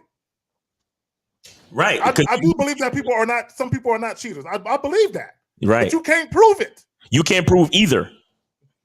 Just like you can't prove a body count. Nevertheless, okay, you said it. Two things can be true, but that's just not a point I would want to stand on, because like you said, people don't cheat. There are many people who don't cheat, and there are many. Whatever woman you get into a relationship with or wife you have, you can believe that she is not capable of that, but you'll never know for certain unless she gets caught cheating. Then you'll know. Shout out to Darius Gary with $2 super chat. He says, salute to the panel. Get them likes up. Go ahead, Durillis. All right, so the second thing I wanted to ask the panel and everybody, so what is y'all view? Are y'all saying that to not be monogamous at all? Like, that was not the point. That was not the point. Look. Let me say this again. Any relationship that men and women want to embark on, whether it's a poly relationship or a monogamous relationship, do you? All we're trying to say is never believe because you enter into a monogamy-oriented relationship when you tell the woman, hey, boo, it's just me and you. It ain't no other woman. And she says, okay, daddy, can't nobody else have this. This kitten is yours. Never believe that it's 100% fact that it's always going to be that way in that particular relationship. That's all we're saying. Mm-hmm. Okay. All right. I'll call that. Okay. Did you have something else, Durillis? Oh no, that's it. I just wanted to ask that question. All right, man. It. All right, we appreciate you, man. All right, so we got 463. You're on live with K-Zag, J. Roman, and Miles on the Manhood is a Skill Set show. Name, age, city. How can we help you? 463. Hey, this is Coach Brody out in Orangeburg, South Carolina. I'm 27 years old. Hey, what's up, man? How you doing? What's up, brother? Oh, not much, man. I'm doing well. Hey, I appreciate this live y'all doing. Shout out to the whole chat, the panel. All right, appreciate you. Hey, real quick, Coach Brody, before you go in, you, myself, and Coach Justin, we still gonna get together, fam. I know I hit you up. We still gonna make it happen. But go ahead, fam. And by the way, Coach Brody has a YouTube channel. Go ahead, fam. Do your thing.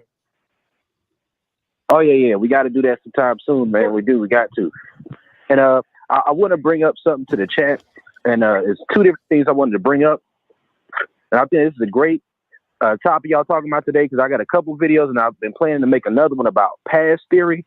It's like sometimes somebody will give somebody a pass for things that they would view as what they consider compatible based off of their perception of a person not having that to offer at the moment, thinking they have good reasons not to give it, or they have reasons they deem as acceptable to them as to why they can't give it, or because they don't think they're giving it to somebody else. And that's where I think a lot of guys can get caught up when it comes to giving a pass certain things they see as compatible based off of those different factors. And sometimes it can be a real thing, and sometimes it's just being compassionate, but sometimes it can also cause issues. That's where the jealousy comes from. Right. If a woman's doing everything you want her to do, right, and your needs is met based off of what you determine that to be, that will hurt a lot less for a guy who thinks that a woman's doing that for somebody else, outside of like paternity fraud or getting burnt and shit like that. Right. Real quick, shout out to Thomas Blake for the $22 super chat. And then shout out to Antonio Wing Chung for the $5 super chat. He says, what's up, K Miles? No matter how freaky your sexual kinks are, always stand on your square. All right. Appreciate it. All right. Go ahead, Coach. And then the other thing I wanted to bring up was what I call monogamy orientation.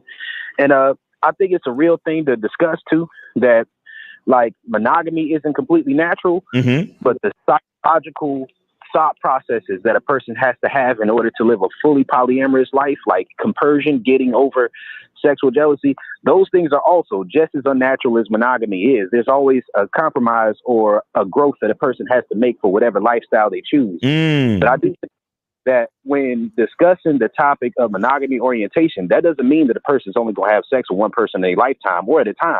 Right.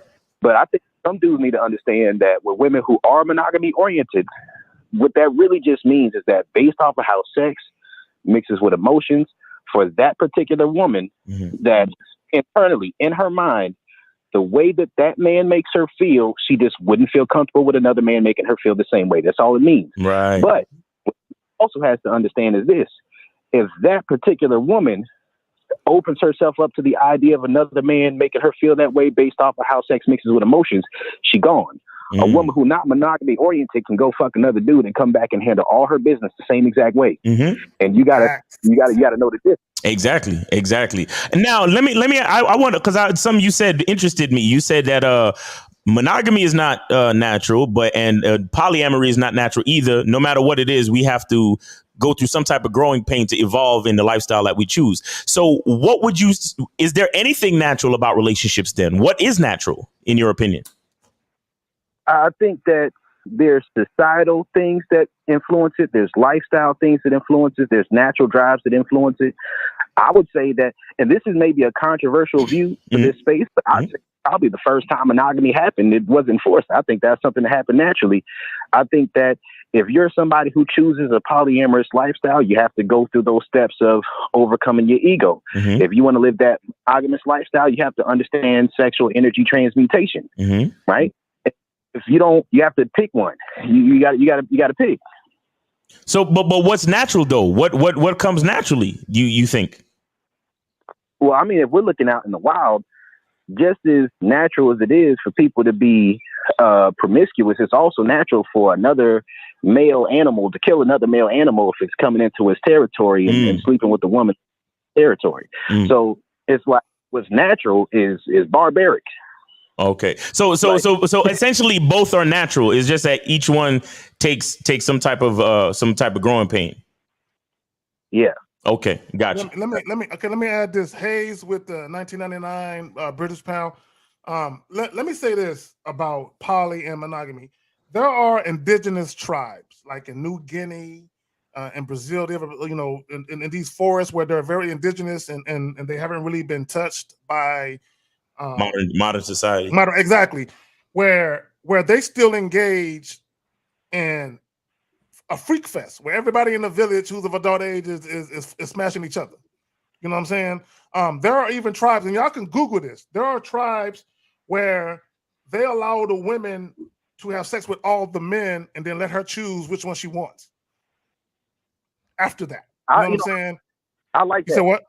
Hey, it's not casual sex. It's ranked competitive sex. Exactly. So, well, let me say this. I'll pass it back to you. The point of me saying that is it's indoctrination. It doesn't matter if it's our society where we indoctrinate people to believe that monogamy is the best way, or if you're in one of these indigenous tribes and they be like, hey, all you dudes over here, everybody smash. And when they get done, you choose the one you like the most. And that would be your husband. You know what I'm saying? It's indoctrination. So if those people in those tribes came to America, they'd be like, what the fuck is this? Right. One person? No, that's not our way.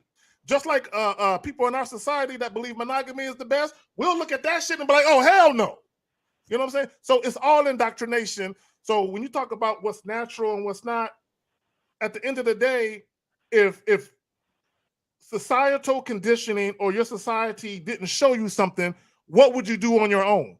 Nobody fucking knows. And then we got to get into age and shit too.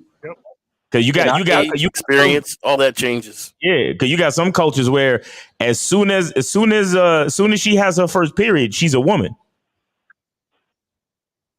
And you know what? And one thing, and a hush falls over the crowd. That it's impossible. Like, human beings are social creatures. It's impossible for us to know exactly what we would do separate from social programming conditioning. And I'm also saying, like, too, the ego is a social survival instinct. So the idea of a man desiring sexual exclusivity from a woman, now a man being sexually exclusive is a little bit, it's a lot less expected across the board in the world. But talking about a woman's sexual exclusivity, a lot of that comes from the perspective of legacy, or a lot of that comes from the perspective of like paternity fraud. If you were to give up your, you were to provide for your children, make some money so that you could do that. If you're in a society where the whole village raises the child, then the idea of, paternity fraud is not a factor, so it don't really matter. Right. But in a society where, the man is developing a legacy to give to his offspring in the future, then that's where it'd be more so a thing. Right. Exactly. It's the ownership of property that plays a part in it as well. Yeah. It's just interesting that the thing that is natural is that, once we impregnate a woman, because, in the time of before condoms and prophylactics, right? Is that the word, prophylactic?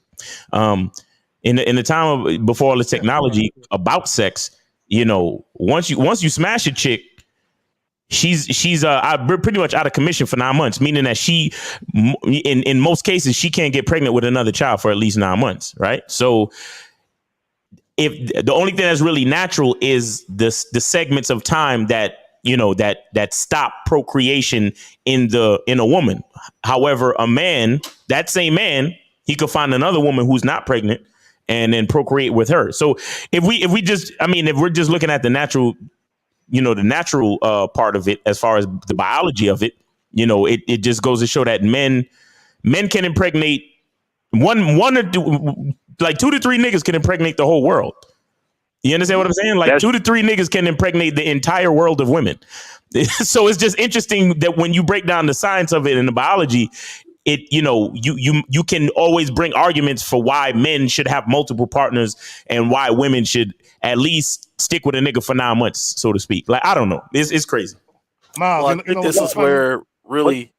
Go ahead, Jay Roman. You got it. I think this is really where your man identity comes in at. When he made the point of, if there was no society influence, which way would be the right way, which way would be this way.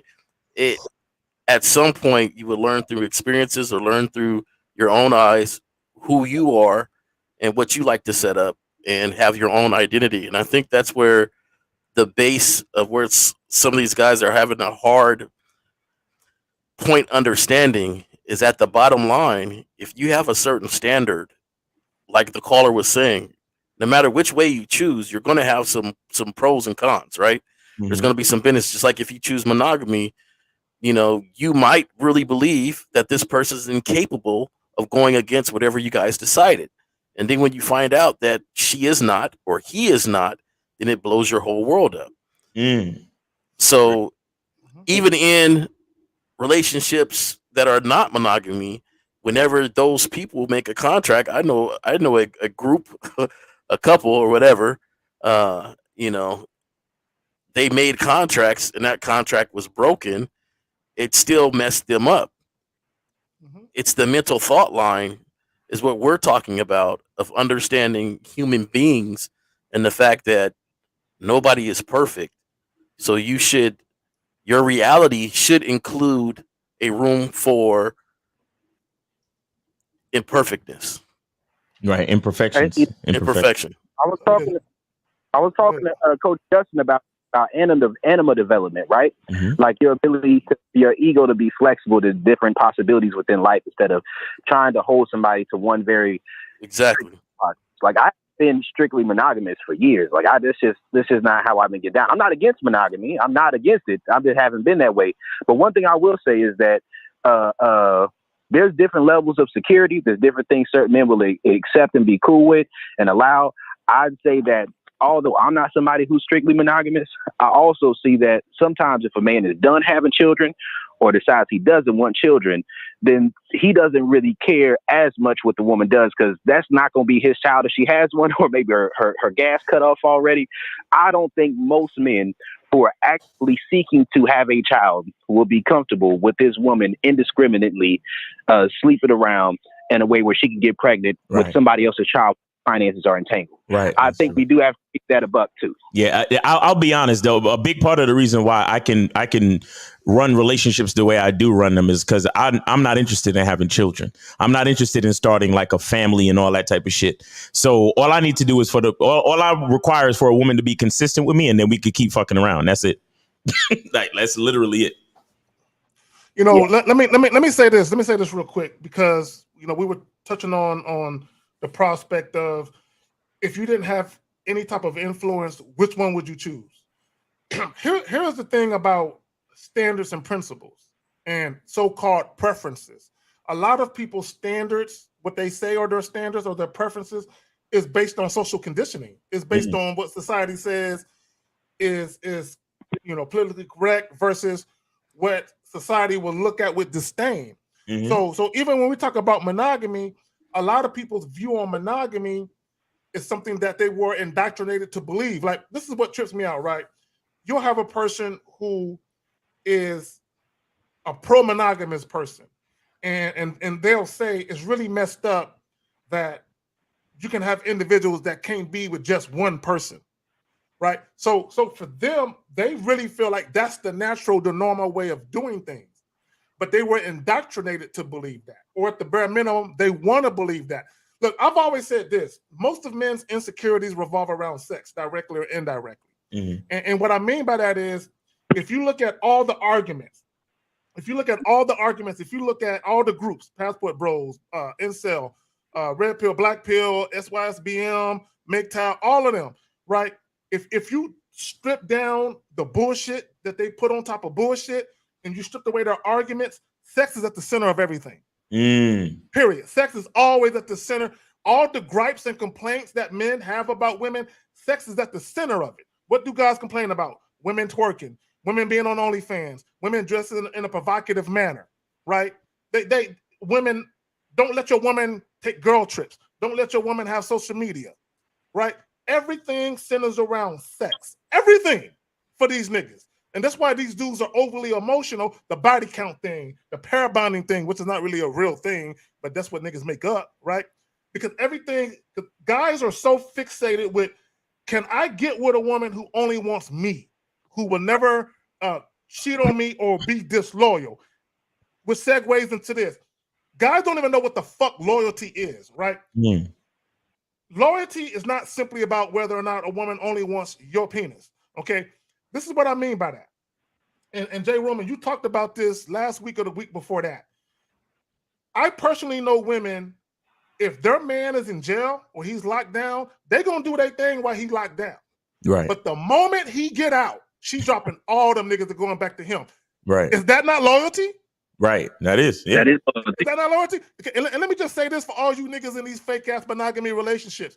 Do you know your bitch is talking to you, talking bad about you right now to her family members and friends? Ain't that disloyalty? Right. I mean, come on, man. Y'all got it. Right. And dudes think they're protected under the guise of monogamy. And you know what? I think another thing to talk about too is that I ain't gonna get too deep into it because I ain't trying to take up too much of y'all time, but I'm gonna do some drops on sexual energy transmutation. Whether somebody's monogamous or non-monogamous, I think understanding energy, how to transmute energy is an important thing to really grasp and understand, because energy, it moves in cycles. But I will say this, it's like cheating. Like, people talk about cheating. That's really just about whatever you agree to. Like, somebody can be in a relationship with somebody who is a sex worker, and they cool with that. Everything is cool. But you know what might be cheating for them?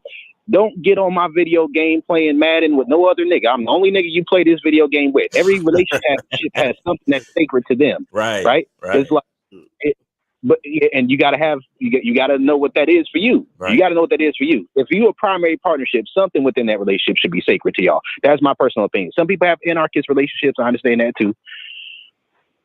No, you're totally right. And to your point, there's been times where I've heard some ladies say that I don't want to know if you're involved with anybody else.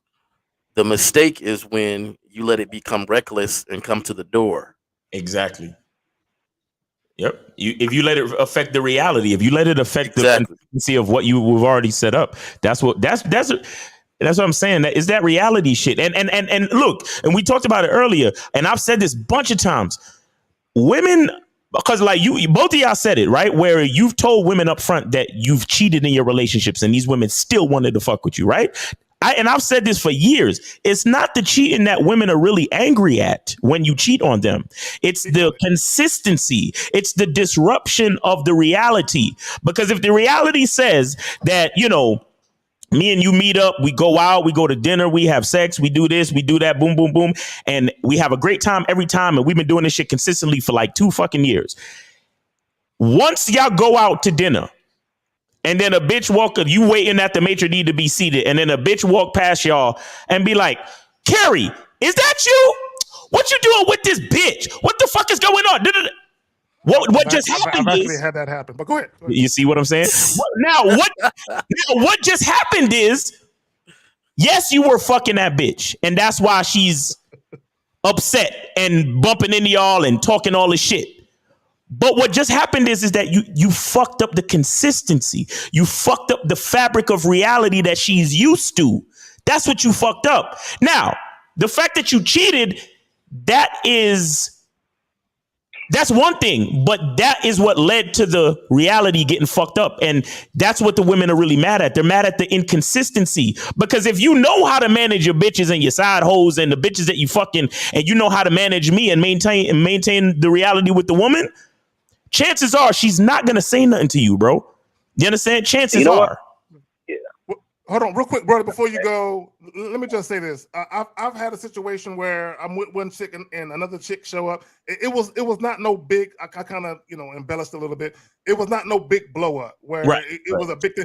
But she saw me and we locked eyes and she shook her head and walked off, right? That's all that happened. But let me say this, to your point, Miles, a lot of women expect, when they dealing with a guy who they know who is a fly nigga, a sexy nigga, they expect him to have options.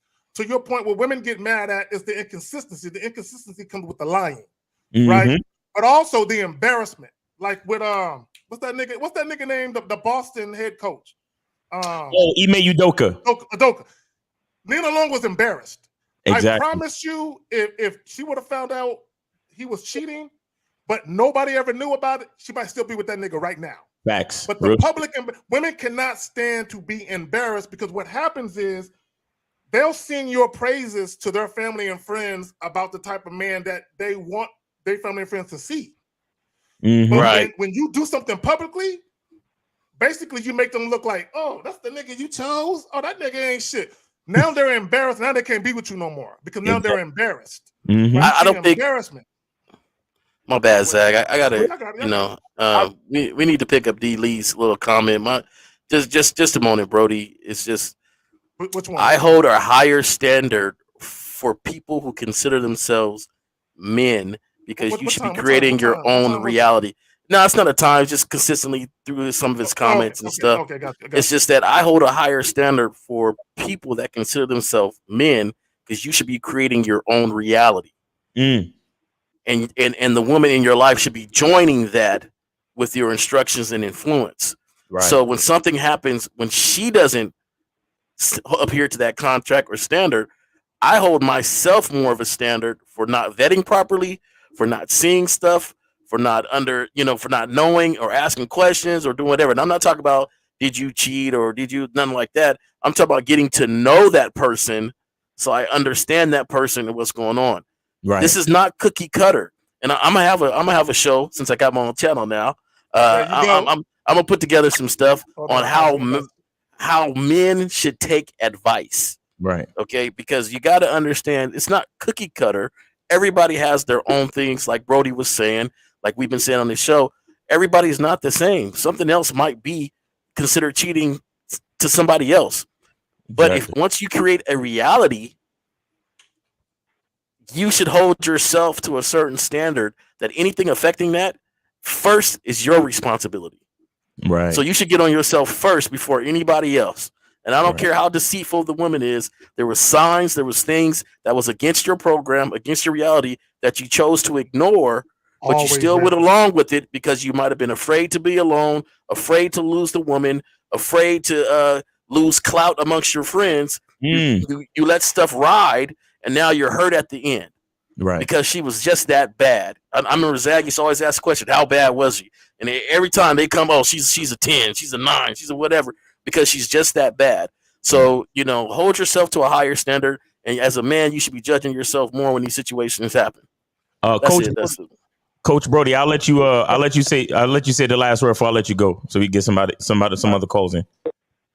So I said this: I've never cheated, but I've had a primary partner for a good grip, right? Right. And I got certain rules that I go off of, right? Because to me, I do look at.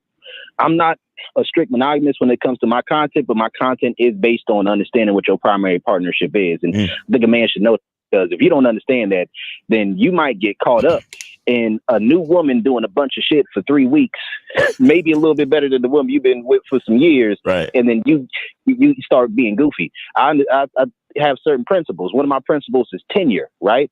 Another principle is the right of first refusal. It's like if your woman, your primary woman, is used to y'all going out. Let's say y'all go out on a date twice a month. I'm just saying, let's say y'all go out twice a month. If you dealing with new women and you got a woman who's down for you, she take care of certain things, she help you with your business, she do all this other stuff she's supposed to be doing. And then now the money that you're spending on taking these other women out is starting to cut into what you're doing with your primary woman, you fucking up. Exactly. Like the consistency, you have your nose wide open to where whatever glitters is gold, whatever new is shiny because bitch bad, something like that is weird. Right. Know what you doing and stay consistent with what you're doing. And if you can't do what you're already doing and add other women to that, you need to get your game tight, or you need to make sure that whatever it is that your main woman is lacking, that shit need to be fixed. Exactly. All right, Coach Brody. Hey, what's your YouTube channel so cats can find you? Coach Brody. Coach Brody. You want to get a spelling real quick, or is just like how it sounds? COACH space BRODIE, and y'all check out my first single. It dropped not too long ago called COVID Floor. Y'all check that out. All right, man. Hey, man, it's been great talking to you, man. I appreciate your insight, man, and your addition to the conversation, brother. You have a good day, man. Appreciate you. I'm gonna just say this last thing. I appreciate that caller, man. I think this today's discussion was well needed just by the comments and stuff. Right. But I'll say that, everybody wants to celebrate the good and act like they did the good, but when something bad happened, they want to point fingers. Exactly. So if you're creating a reality, you celebrate the good, but you also need to take responsibility for the things that's negative that's going on. Exactly. In that reality. 313, you on live. You on the Manhood is a skill set show with K Zag, J Roman, and Miles. Name, age, city. How can we help you? 313. Hey, yeah, man. Let me pause the show in the background real quick. I know you guys don't like that. Yeah. But I'm. Wait, go ahead. Yeah, go ahead. You name, age, city. Go ahead, brother. Yeah, it's Muhammad. I am 20 years old and I live in Michigan. Okay, that's what's up, man. What's on your mind? All right. So I wanted to know, the basic premise of the question is, how do I be more assertive without coming off as an asshole, pretty much? How do I be assertive and not be unreasonable with it? Okay. All right. Let me stop you. Okay. The fact that you're worried about being unreasonable or coming off like an asshole, that's a problem. I saw a quote by Kevin Gates, the rapper. He says, I don't want to go anywhere where, how did the quote go?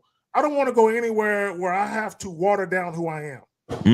Okay. So, but that wasn't the exact quote, but basically that's what he was saying. He doesn't want to be amongst anybody where he has to mute who he really is or water himself down. Right. What you're talking about, that's exactly what you're talking about. Let me explain what I mean, caller. If I'm having a conversation with a young lady and I know for a fact I'm not being malicious, I'm not being mean, I'm not trying to harm anybody, I'm not doing anything wrong or illegal, and I'm just being who I am and I'm speaking my mind, I'm not concerned with how she perceives me. Right. I'm not concerned with how the fuck she takes it. So if I walked up to a woman and I smacked her in the butt and I'm like, hey, I'm about to leave in 10 minutes. Well, no. Let me take the smack butt out of it. Let me take that out of it. Okay, let me take that out of it. Let me take that out of it. Because we don't want people doing stuff. You don't want to do that. So let me take that out of it. Okay. But if I walk up to a woman without touching her, let me rephrase it. If I walk her without touching her, I said, I'm about to leave in 10 minutes. Go back to my house. I want you to join me. But understand, if you join me, all them clothes is coming off. Right? If I say that, right? How she takes it is how she takes it. I don't care how she takes it. She can get mad. I ain't that type of girl. Who the fuck do you think you are? I don't care if she feels that way, right? That's her job, right? That's her job to figure out what I said and for her to react to it, how she reacts to it. I don't concern. Now, I would never say it quite that way, but my point is, caller, when we talk about being authentic and being transparent, being a dominant masculine man, part of that is knowing who you are. But when you know who you are as a man, you also know how most of the women that you deal with perceive you and how they react to you. So a lot of times when you deal with women in accordance with who you are, right? So if I say something to a woman, I'm just being myself. She can get mad or not get mad. It doesn't matter. See, you're worried about offending a woman, which means you have this people pleaser mindset where you want to be PC, politically correct about what you say. You know, I want to say something, but in your head, but how are they going to take it before I say it? So already you're tempering your words. You're being very careful with how you say it. So you never truly get you across. So when people talk about, did you ever get your point across? What they mean is, did you get you across? Did you express who you are? Right.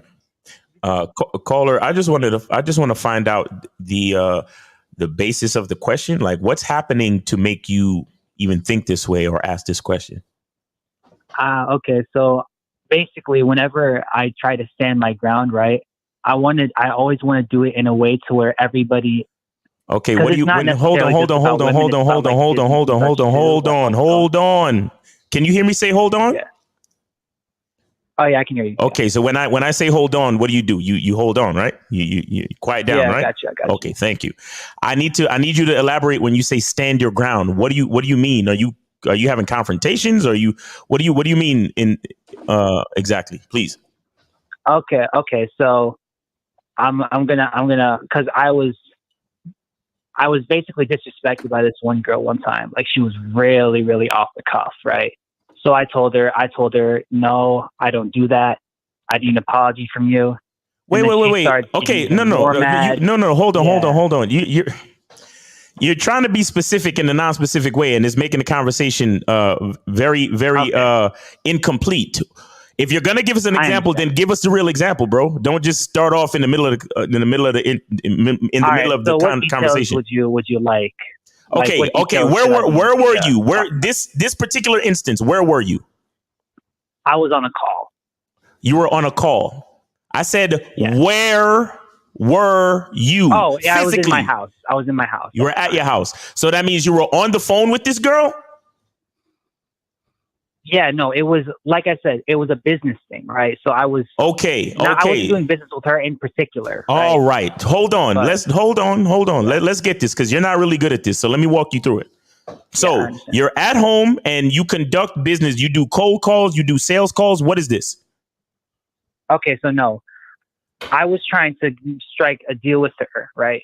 So it's this place called PHP at Michigan, to where they sell. You don't have to give us the business name or anything like that, because we don't want any. Basically, you were on the phone call. You were trying to close a deal. Company. No. Yeah, listen. Forget the company.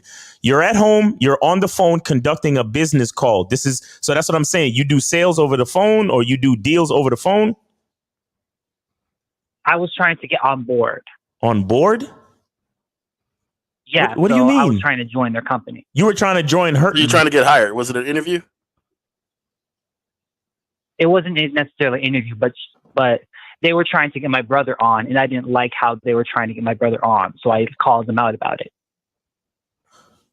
So me and my brother were trying to get on the team. Okay. So now you're on a three-way? Is this correct?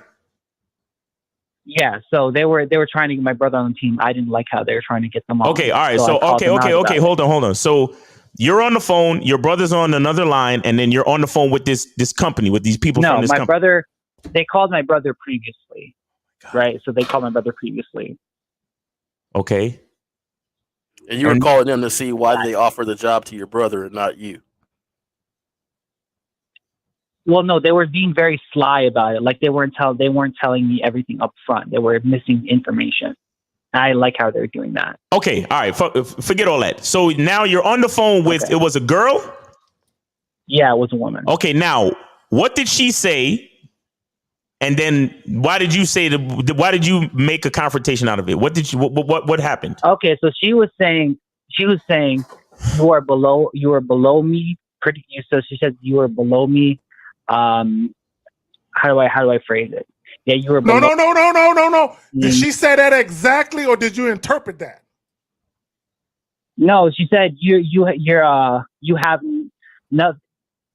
nothing right now. You are because you see what he was doing. You see, no, caller. We can't do this. We can't do this because I can't. Yeah. No. I'm gonna try this with you. Hold on. We can't tell what is your perception of what's real because you can't even explain what the fuck really happened. Okay. Give us verbatim what she said. Don't look. Stop acting like a woman. That's what women do. Okay, when you talk to women, they mix their feelings into what you're saying, and they, hey, look, girl, don't be coming in late no more. This is how they interpret it. This nigga try to tell me what to do like I'm a kid. Like ain't nobody even said that. But don't do that type of shit. Just say exactly what happened. They were okay. So they were trying to recruit my brother. There was a fee that they were supposed to tell him about that they didn't tell him about. I confronted them about that fee. And then they started getting angry at me. You confronted them about a fee? Yeah. They didn't tell his brother. They didn't tell his brother that whatever they were doing involved a fee.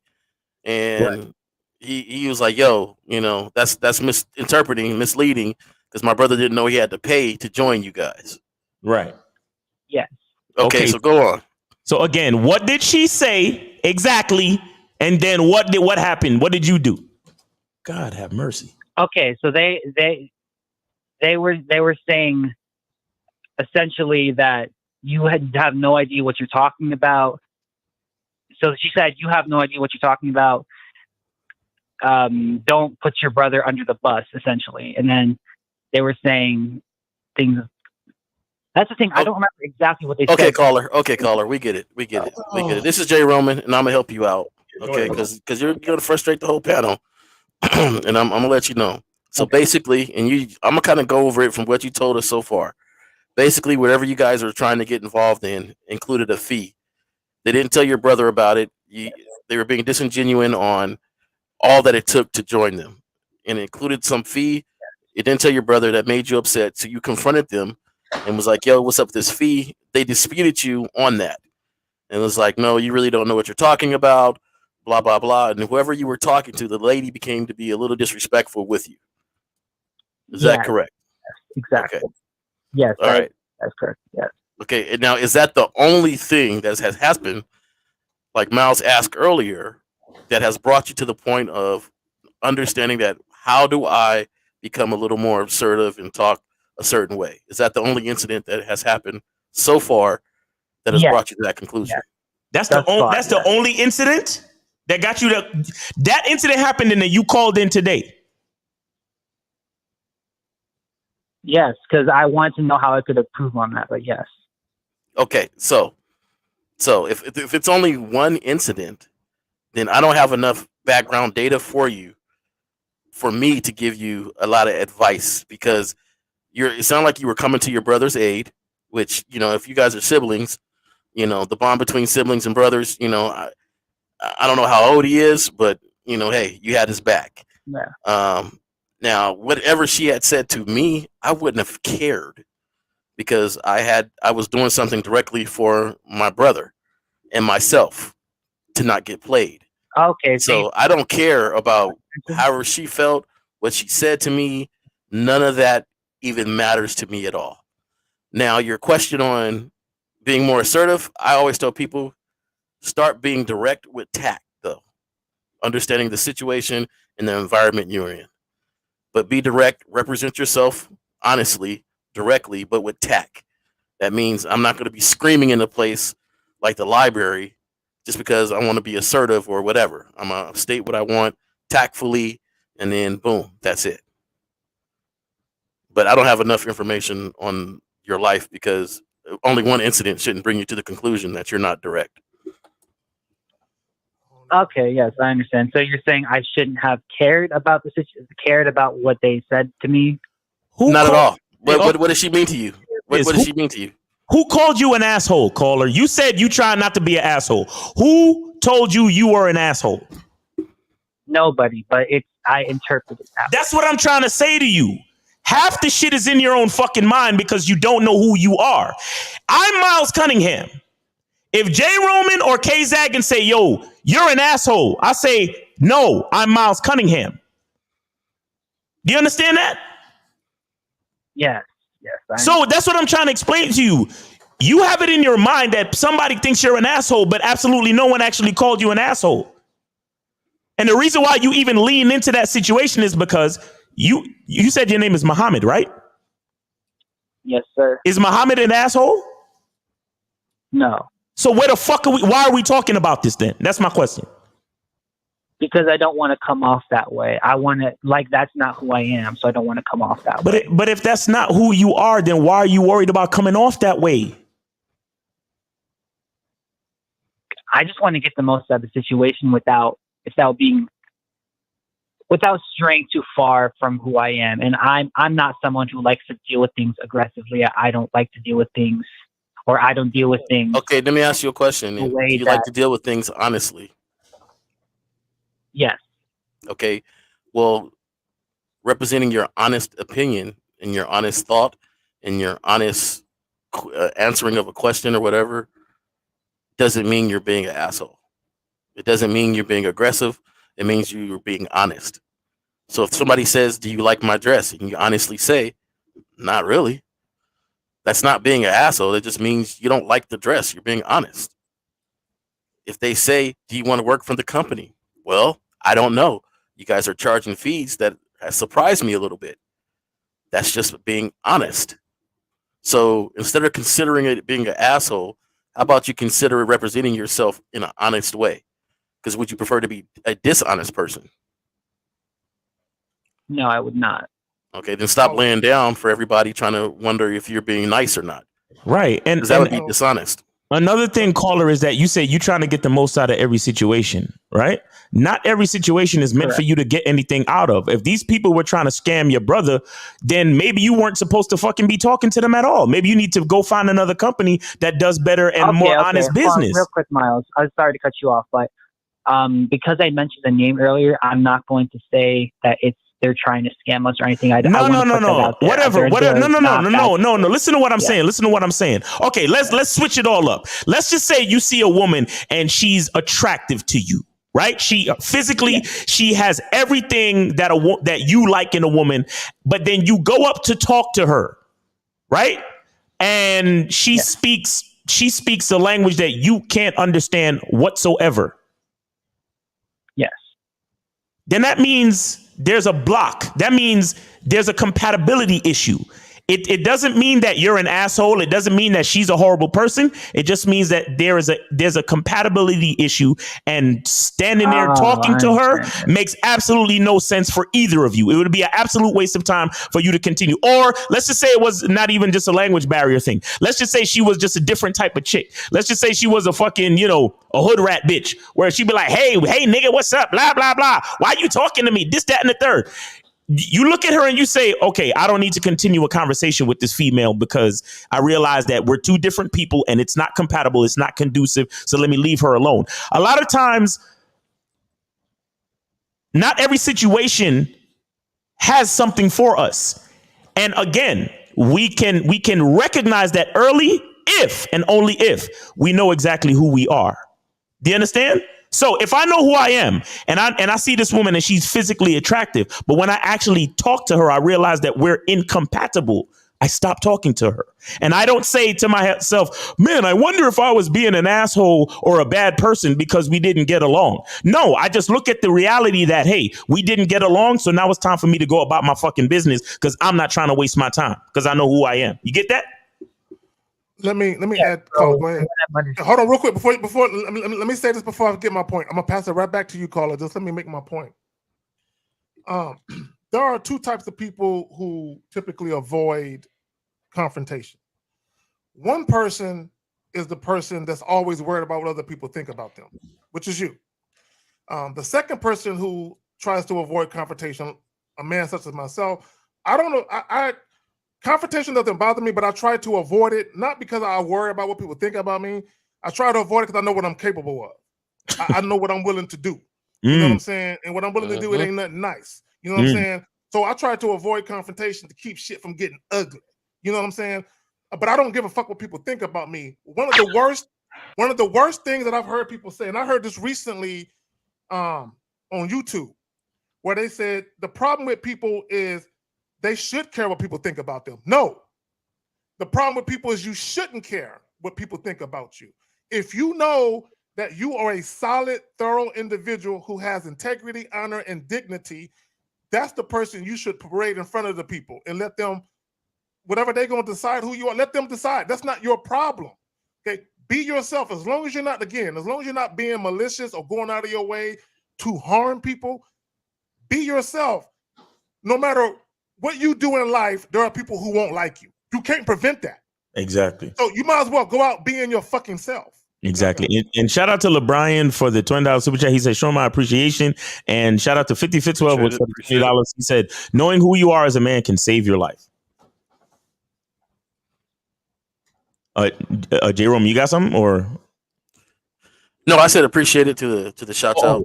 Okay. Caller, do you have any other questions or anything, or do you get what we're saying, or what's going on with you? Yeah, I'm just trying to. Yeah, but I want to provide, like, I want to make sure that I'm interpreting this correctly. So, what you're saying is that, what was it? So you're saying that I shouldn't worry about the reaction that people will have as long as I'm having my intentions clear from the beginning, right? I shouldn't worry about the reaction at all. It's the thing is to be comfortable with yourself, so much so that it's hard for you to worry about another person's perception of you. That's what it is. You understand? Because the only thing that matters is how you see yourself. That's the only thing that matters. Do you understand that? Yes, I understand. Don't be comfortable with yourself just to make others comfortable. Be comfortable with yourself, and that's it. Like, that's it. That's literally where it stops. Have you ever tried to say something nice and it got misconstrued? All the time. Yeah. Okay, so worrying about something that you intended to say nicely that still didn't come off nicely, and now you're worried about it, but your intent was being nice. It doesn't seem like you can say anything else nicer than that, right? Because your intent was to be nice. Yep. Caller, right? Quick. Go ahead. Are you understanding me? Yes, I understand. Okay, so what else could you have done nicer than that already? So you trying to appease everybody. It's still not really working. So I understand if you're a nice person. I'm not saying don't be a nice person, but be a nice person for you. State what you want to state, and that's it. If people mistake it, they mistook it. That's it. Mm-hmm. Well, that's it. They mistook it. I was being nice. I judge people on malice. That's how I do. I don't know about the rest of the people on the panel, but me, I'm a malice person. So I've had things done to me where later on the person said, "Man, I really didn't. I co-signed for people, and they said, man, I'm sorry, I just didn't have it." And woody whoop. And I said, "All right, man, I got it. I got to pay, whatever, because I know this is what I did." It wasn't under malice that they mistreated whatever our arrangement was. It's just that's what happened. Now, I've had people do some stuff where I was like, okay, I'll never do that for you again, because I know they didn't care. They said, fuck luck, fuck Roman, and that was that. So my thing is the malice of people. So if your malice and intent is to be who you are, to represent you, who you are, a nice person, and they misconstrue it, so what? Shit, I say fuck them. That's what I say. Fuck them. Fuck them, and I mean that. You trying to protect your brother? It don't matter what she said after that point. If I was trying to protect my brother and myself, it didn't matter what she said after that point. She could have called me every name under the book. I'd have told her, "Hey, you know what? You have a nice life. Get out of here. I'll never talk to you again." Yeah. Okay, and I would have felt fine. Slept fine. Wouldn't have thought about it a second time. Nothing. Me and my brother would have high five, went and got something to eat, and said, "What's next for us?" let me add this. Let me add this real quick, caller. You can say the exact same thing to 3 different people, and they will all take it in 3 different ways. Right. How are you responsible for how individuals interpret what you said? As long as the shit that you're doing, there's practicality and pragmatism to it, and there's no emotions in it, there's no feelings in it, you're being logical about how you present shit, that's all you can do. Okay. A lot of people are too worried about how can I say this nicely? How can I say this with some sugar on it? You know what I'm saying? And to Jay Roman's point, he said earlier about using tact. There's a time to use tact. There's a time. Like an example would be this, caller. If you're about to have sex with a young lady and you say, God damn, that shit stink, right? That's not using tact, right? Yeah. Using tact would be, hey, baby girl, before we get into this, why don't you hop in the shower real quick? You know what I'm saying? There is a way to talk to people because you're just mindful. You know what I'm saying? But you got to understand, we live in a world today where people are ultra sensitive. I mean, really sensitive. You know what I'm saying? So no matter, and Jay Roman said it earlier, no matter how you put it or how nicely or thoughtful you put it, they still gonna look for the negative in what you said. And there's nothing you can do about that. That's why I say fuck them. Let them think what they're gonna think. Yeah, I got it.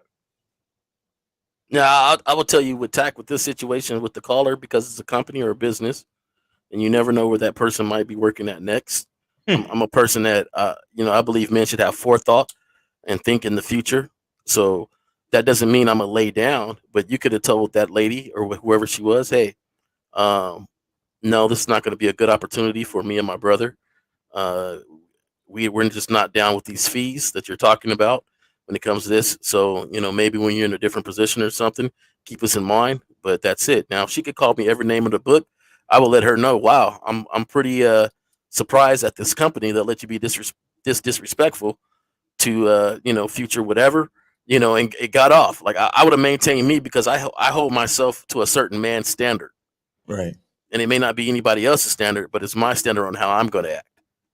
But I bet money that she wasn't even being disrespectful, man. This caller is in a space where he's in his own head. That's what I'm saying. No, she was. I mean, okay, if I were to record the call and play it back, you would know what I'm going to take it 50-50 because I don't really believe or trust anything that anybody says. So 50-50, I always give you the benefit of the doubt. So I believe she might have said something with a little twang in the voice that you caught on to that was like, she kind of being disrespectful. So, and then I believe that you might have took things a little more sensitive than you should have. I'm curious though. Caller, how do you feel about women? And I'm asking you this question. Before you answer the question, this is why I'm asking you the question.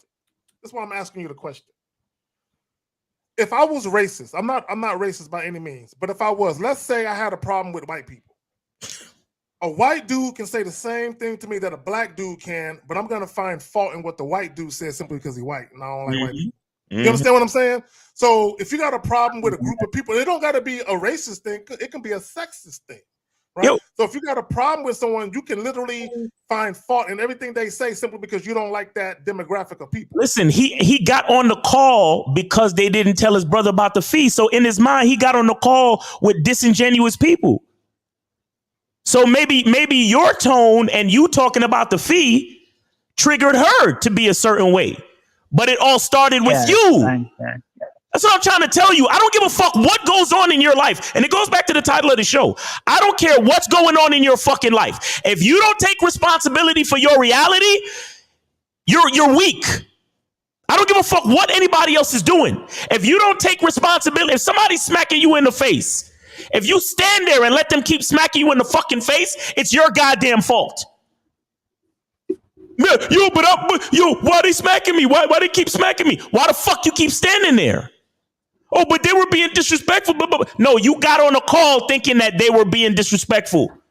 So your tone probably triggered her tone. You get what I'm saying? So you're saying that I might be misinterpreting it to where I might have said something that triggered her, and then I'm taking the blame for it. You were already upset before you called, so you had your demeanor, your disposition, your caller. That's why in customer service they tell you to smile through the phone. Yes, you know what I'm saying? So that way your voice, you know what I'm saying? People can tell by your voice if you're agitated. So when you call up and you're already agitated, you're on the phone with a chick who take calls all day. So she's like, another one of these motherfuckers. Yeah. So boom. So now you're defensive when you call up, and she's defensive as well. Yep. Got button head. Because you talking about, you didn't tell us about this fee and what's the matter? And she probably heard the urgency in your voice because you just trying to protect your brother. So she probably took that as you trying to back her into a corner to act like she's not doing her job. And then she probably thinking, well, let me tell you something.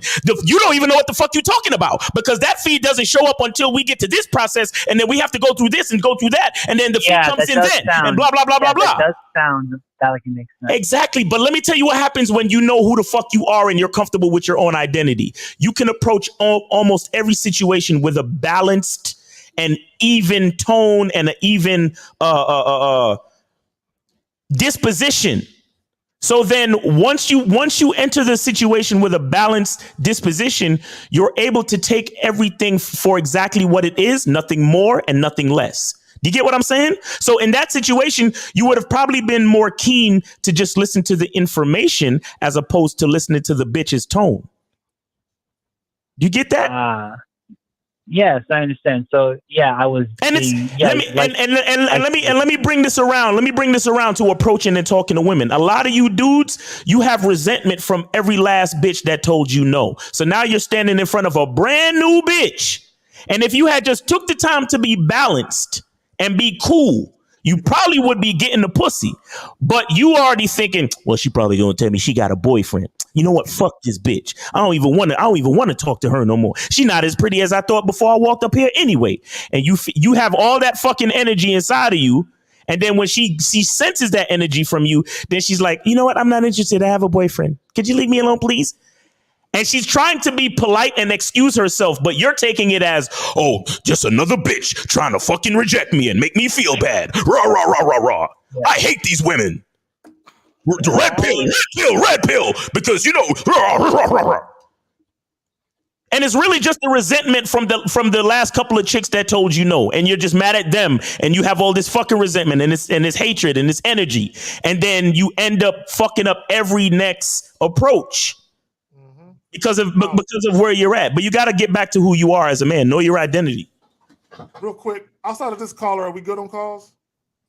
Yeah, we good on calls, man. And after him, I'm gonna kill it so we could do these questions. Because we got a gang of questions. Hey, listen, real quick. Caller, are you? Yeah, nah. Somebody trying to call in now. Caller, you good, brother? Like I got the information? Yeah. Yeah. Take it down a notch. All right, man. We appreciate you, man. You know, like I said, know who you are and just be cool, man. Just be balanced, be comfortable, and take the information, man. Don't let people agitate. You know what I'm saying? Yeah. All right, man. Thank you so much, Miles. Thanks the other two first. I'd like to thank Kazag and Roman as well. Yes. I know I've left you guys out. You guys were a big part of this too. It's all good. That's all good. All right, man. Appreciate no rah rah rah. No rah. I'm not gonna interpret that in the wrong way because you left me out, Nick. Miles is rah rah rah. All right, brother. Rah rah, fellas. Rah rah rah. All right, man. All right. Hey, enjoy the rest of your weekend and make sure you check us out on Real Game No Theory tomorrow. All right. All right, we'll do that. All right, take it easy, man. Right. Appreciate you, caller. We good on the calls, right? Yeah, I killed the phone line so we can do the questions and then we can be out. All right. Well, let me just respond to this. For those of you who don't remember, there was a viral video of a short dude in the deli who got mad at the chick. You know what I'm saying? He felt like all the women were laughing at him. So he blew up. He was tripping. Oh, and he was like, all y'all women. And what it was, he had this vitriol and this angst towards women overall because of how women treated him. And the fact that women really wasn't fucking with him. So he projected all of that onto a woman who wasn't even tripping. But he walked in there with that attitude. You know what I'm saying? And that attitude fucks you up, man. And it comes out. All right, so we got a question right here. Let's get it. If you start a Channel J woman, would you need a thumbnail designer? If so, I can send you my portfolio. Oh shit, niggas is getting on. Okay. Email them. Hit them up. Yeah. It's jromanway@gmail, man. Hit me up. Let me see what's up. Even though, you know, I got a group of cats that's been doing this a long time, so they've been putting me on to a lot of different little things. So, but yeah. Right, there you go. All right, here. Isaiah says, I've been on a Masculine Identity membership. Shout out to you. And stop hanging out with old friends. So my question is, should a man be okay with feeling lonely, Miles? Since he on your joint. Yeah, a man should never feel lonely. If you feel lonely, then there's something deeper that you have an issue with. You haven't yet basically it's like that. If you're spending time with yourself and you feel lonely, you're in bad company. So that means you still haven't truly accepted your own identity yet. You understand what I'm saying? So a man should never feel lonely. Should be able to be alone, but never feel lonely. This is why the latest video on the masculine identity membership talks about the productiveness of solitude when building your masculine identity. Because being alone and when you spend time alone, you get to understand who you really are.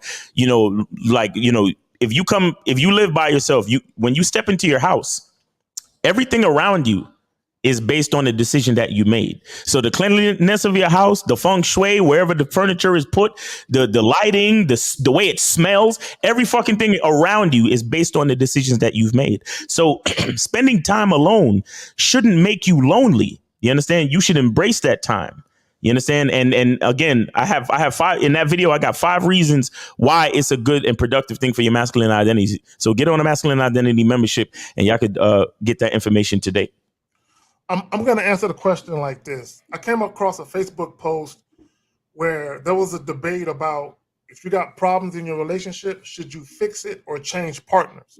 The thought of you changing partners basically illustrate your need to always want to be with somebody because you're worried about being alone, right?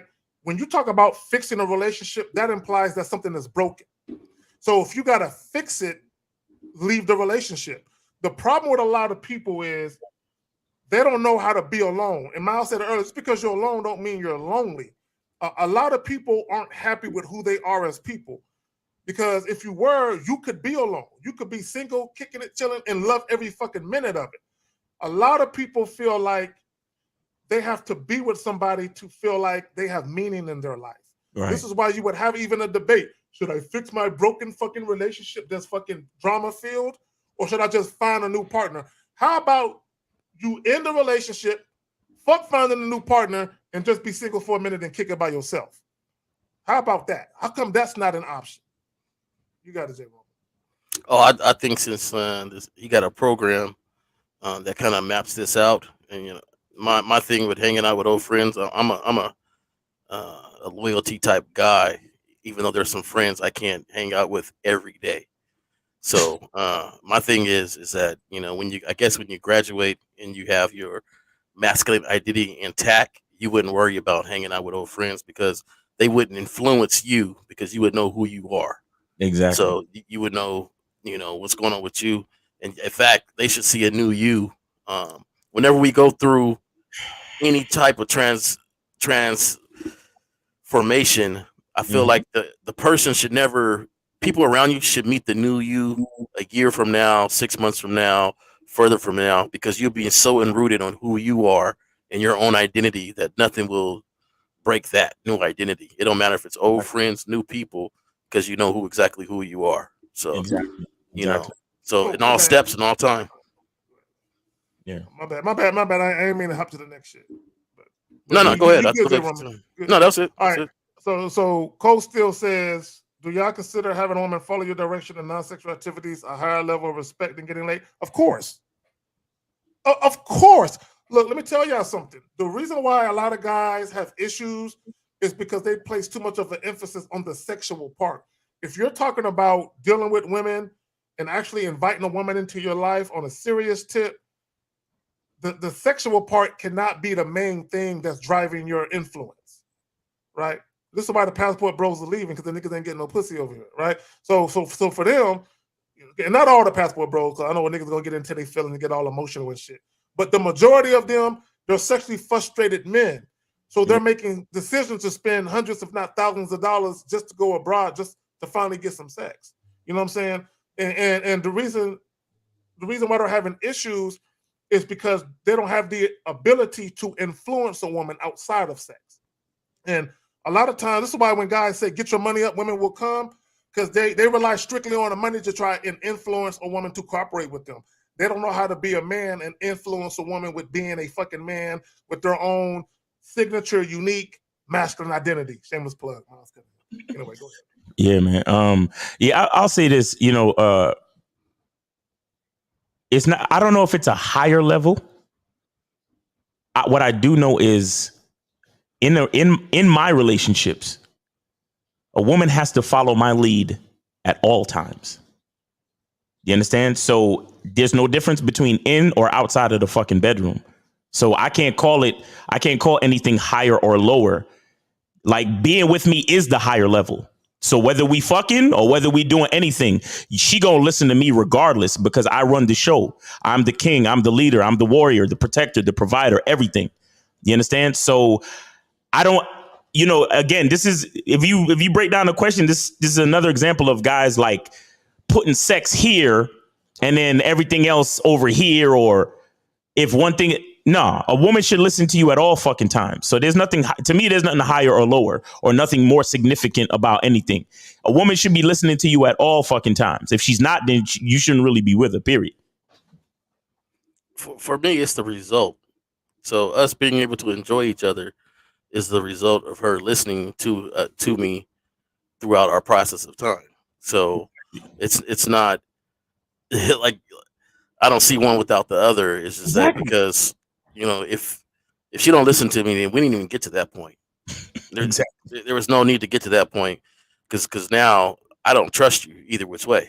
Mm-hmm. So why would I be in a situation I don't trust you like that?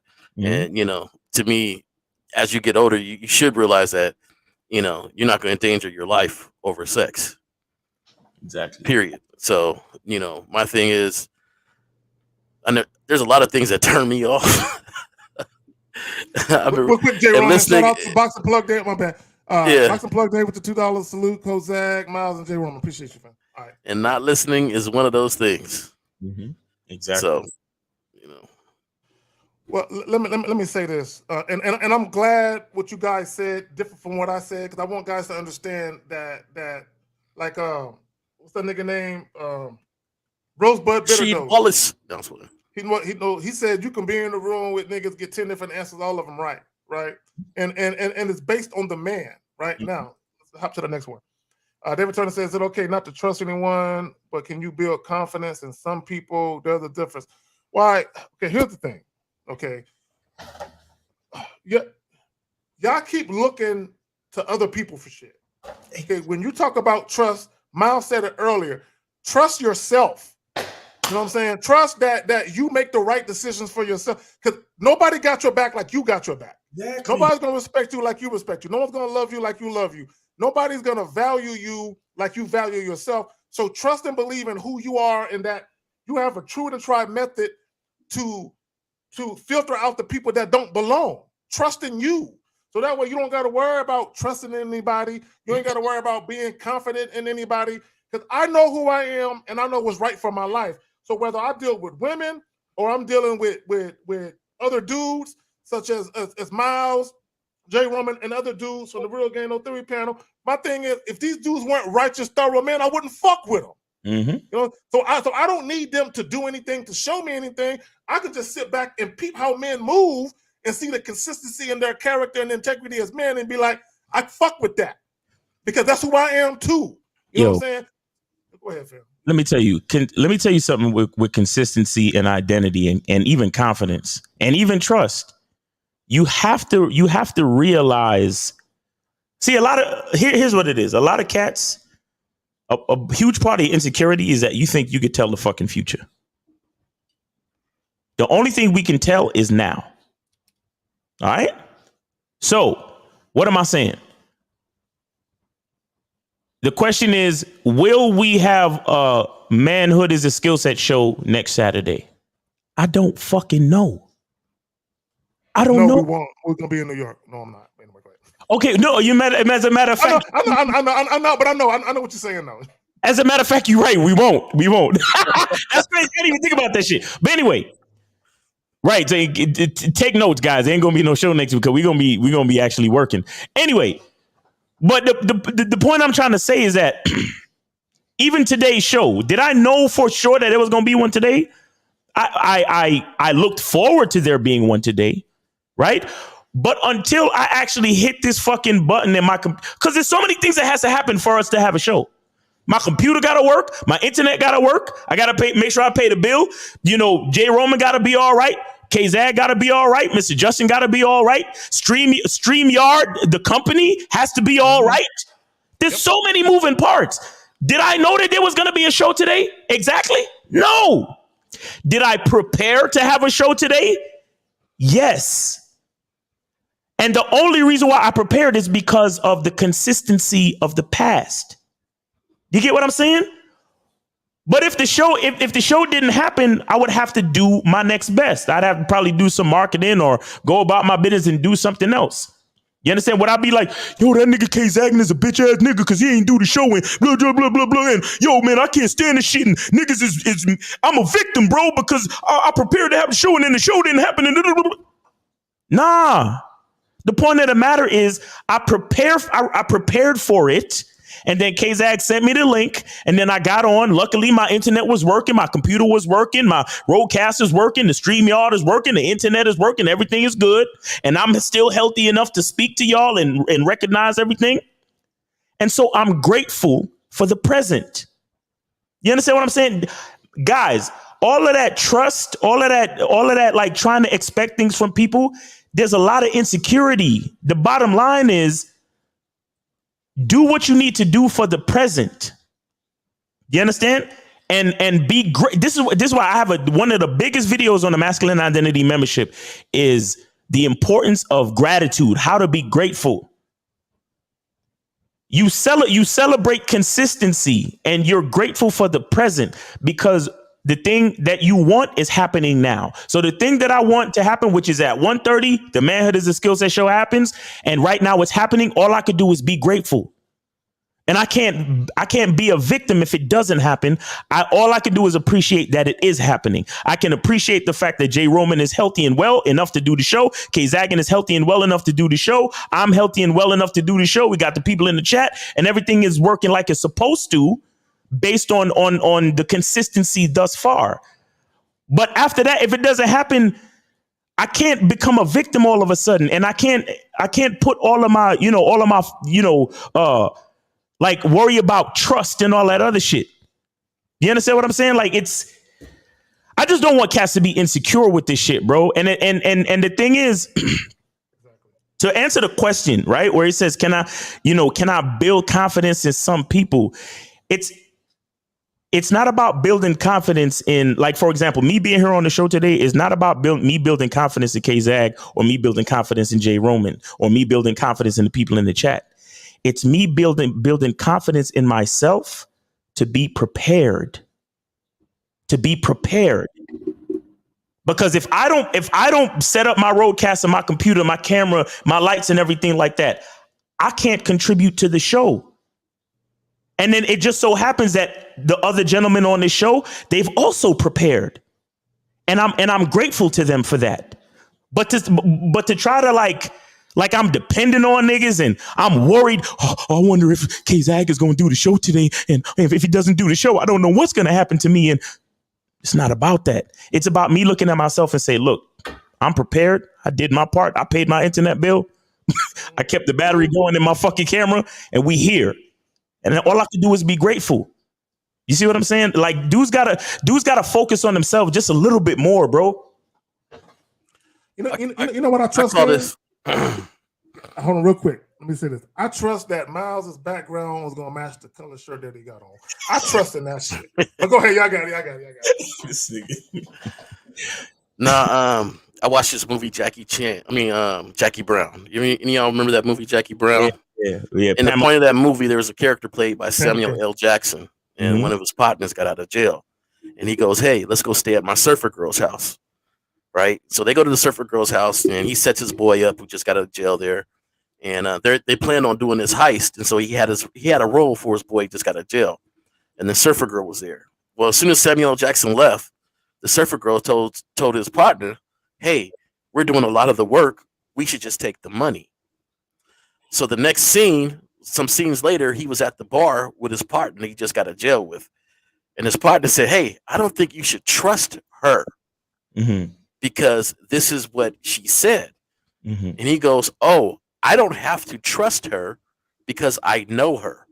And then he mentioned the fact that when I left, you and the surfer girl, y'all fucked, right? And he kind of looks, he goes, yeah. He goes, "See, I know her. Like I know people." That has always resonated with me because it just spoke to the way that I live life. I don't need to trust anybody. I just build trust in myself. And every relationship is an opportunity for you to build more confidence in yourself on knowing how to vet, knowing how to read people, knowing that people are fallible and imperfect. I'm not saying it in a negative way. Yeah, there's people that have showed you consistency. There's people that showed you certain things, but at the same time, you always have to have in the back of your head that I trust that people are imperfect, if fallible. Exactly. I'll never forget, I was at a party and one of the best compliments I ever got. Some lady was talking about how easy guys are. And the lady I was with was like, nah, guys aren't easy like that. And she goes, yeah, they're pretty easy. And nah, she says, I know guys are very methodical, right? And so she let her know, like, and they look, and he's like, yeah, I'm a thinker. I think through stuff. I ask certain questions. I don't waste a lot of steps when I move. I'm the type of person that clean up a certain way. So I just go around the house. I hit one room, next room, next room, next room, sweep back, put stuff up, boom, I'm done. Very methodical on how I move. And when you get to know people and you build relationships with people and you observe and you vet and you're not lazy, you always stay on your grind and getting better at these things, the trust is not really a factor. It's not really a factor anymore because you get to know yourself and you get to know people and how they move. Patterns of behavior. Right. And Behavior. There's some partners that that you say, hey, we got to be there at 3. They don't get dressed till 3. You know that. And it doesn't matter how many times you done called them, said, hey, man, I'll be there around your crib at 2:30. We're going to do this. We're going to, they just don't do that. Now, are you sitting there? That's your partner, right? You trust, to your life. You've been together for a while. Y'all done kicked it, been knowing each other, but you already know you can't put any money down if you say, hey, will he be ready at the time to go? Nah, he ain't going to be ready because no matter if he told you, hey, bro, I'm going to be ready, man. Don't worry. I'm going to be ready. Trust me, man. Trust me. I'm going to be ready. Just think how many times somebody said, trust me. And they were your friend, closest confidant, and you already knew in your head, nah, man, I know you. So my thing is, instead of trying to build so much trust, you can build relationships with people, but understand you're building a relationship with yourself more because that's the relationship you should be building, getting to know somebody and reading, understanding what you're reading. Right. I get more upset when I misread something. Right. Like, damn, I didn't see that coming from her or from him. Damn, I missed that. How can I get better at seeing that? Right. That's what you build more. You know what it is? It's your need to believe in somebody other than yourself, which goes to the title, When the Illusion of Sexual Exclusivity and Reality Clash. It's your need to want to believe that somebody is capable of behaving in a way that makes you feel good, that's pleasing to you. Your need to believe them, when all you need to believe and trust in is you and your ability to not only weed out people who aren't good for you, but your ability to also get rid of people who you find out later on aren't no good for you. And you can't be mad at it. You could be disappointed. You could be like, damn, oh well. Because as we always say, people are human. People are imperfect. Let me just say this. We in super overtime. Some of you guys' questions won't get answered. If you guys want to get to some of them, it's cool. If y'all ready to bounce and we can wrap this up and we can go ahead and shout out, whatever we got to shout out and bounce. Y'all let me know what y'all want to do. Yeah, I'm cool. I'm good for a minute. I kind of got to go though. Okay. All right, we'll go ahead and shout out the joint, Miles, and we'll make sure that we get. All right, cool, guys. So yeah, appreciate y'all, man. Thanks for having me, K-Zag, J Roman. You know what it is, man. And congratulations on your new channel. Make sure y'all check out the J Roman Way, his new channel. Guys, go to masculineidentitymembership.com and get with me, man. Like I said, we're gonna be putting out the new video early, to make up for the fact that we're gonna be in New York doing the event. And that being said, make sure y'all get your tickets for the manhood, the Game Kings 2 Definition of a Man seminar happening in NYC April 2nd. Yeah, man, hit me on Instagram, Miles in the Game. The tickets are right in my bio on the link tree, so hit that real quick. We're gonna have Taekwondo, Ron Wills, Kerry K. Zagan, Mr. Lucario, and myself, so make sure y'all check that out, man. Go to masculineidentitymembership.com and also go to badboymembership.com. Appreciate y'all for having me, and it is always a pleasure, man. Y'all take it easy.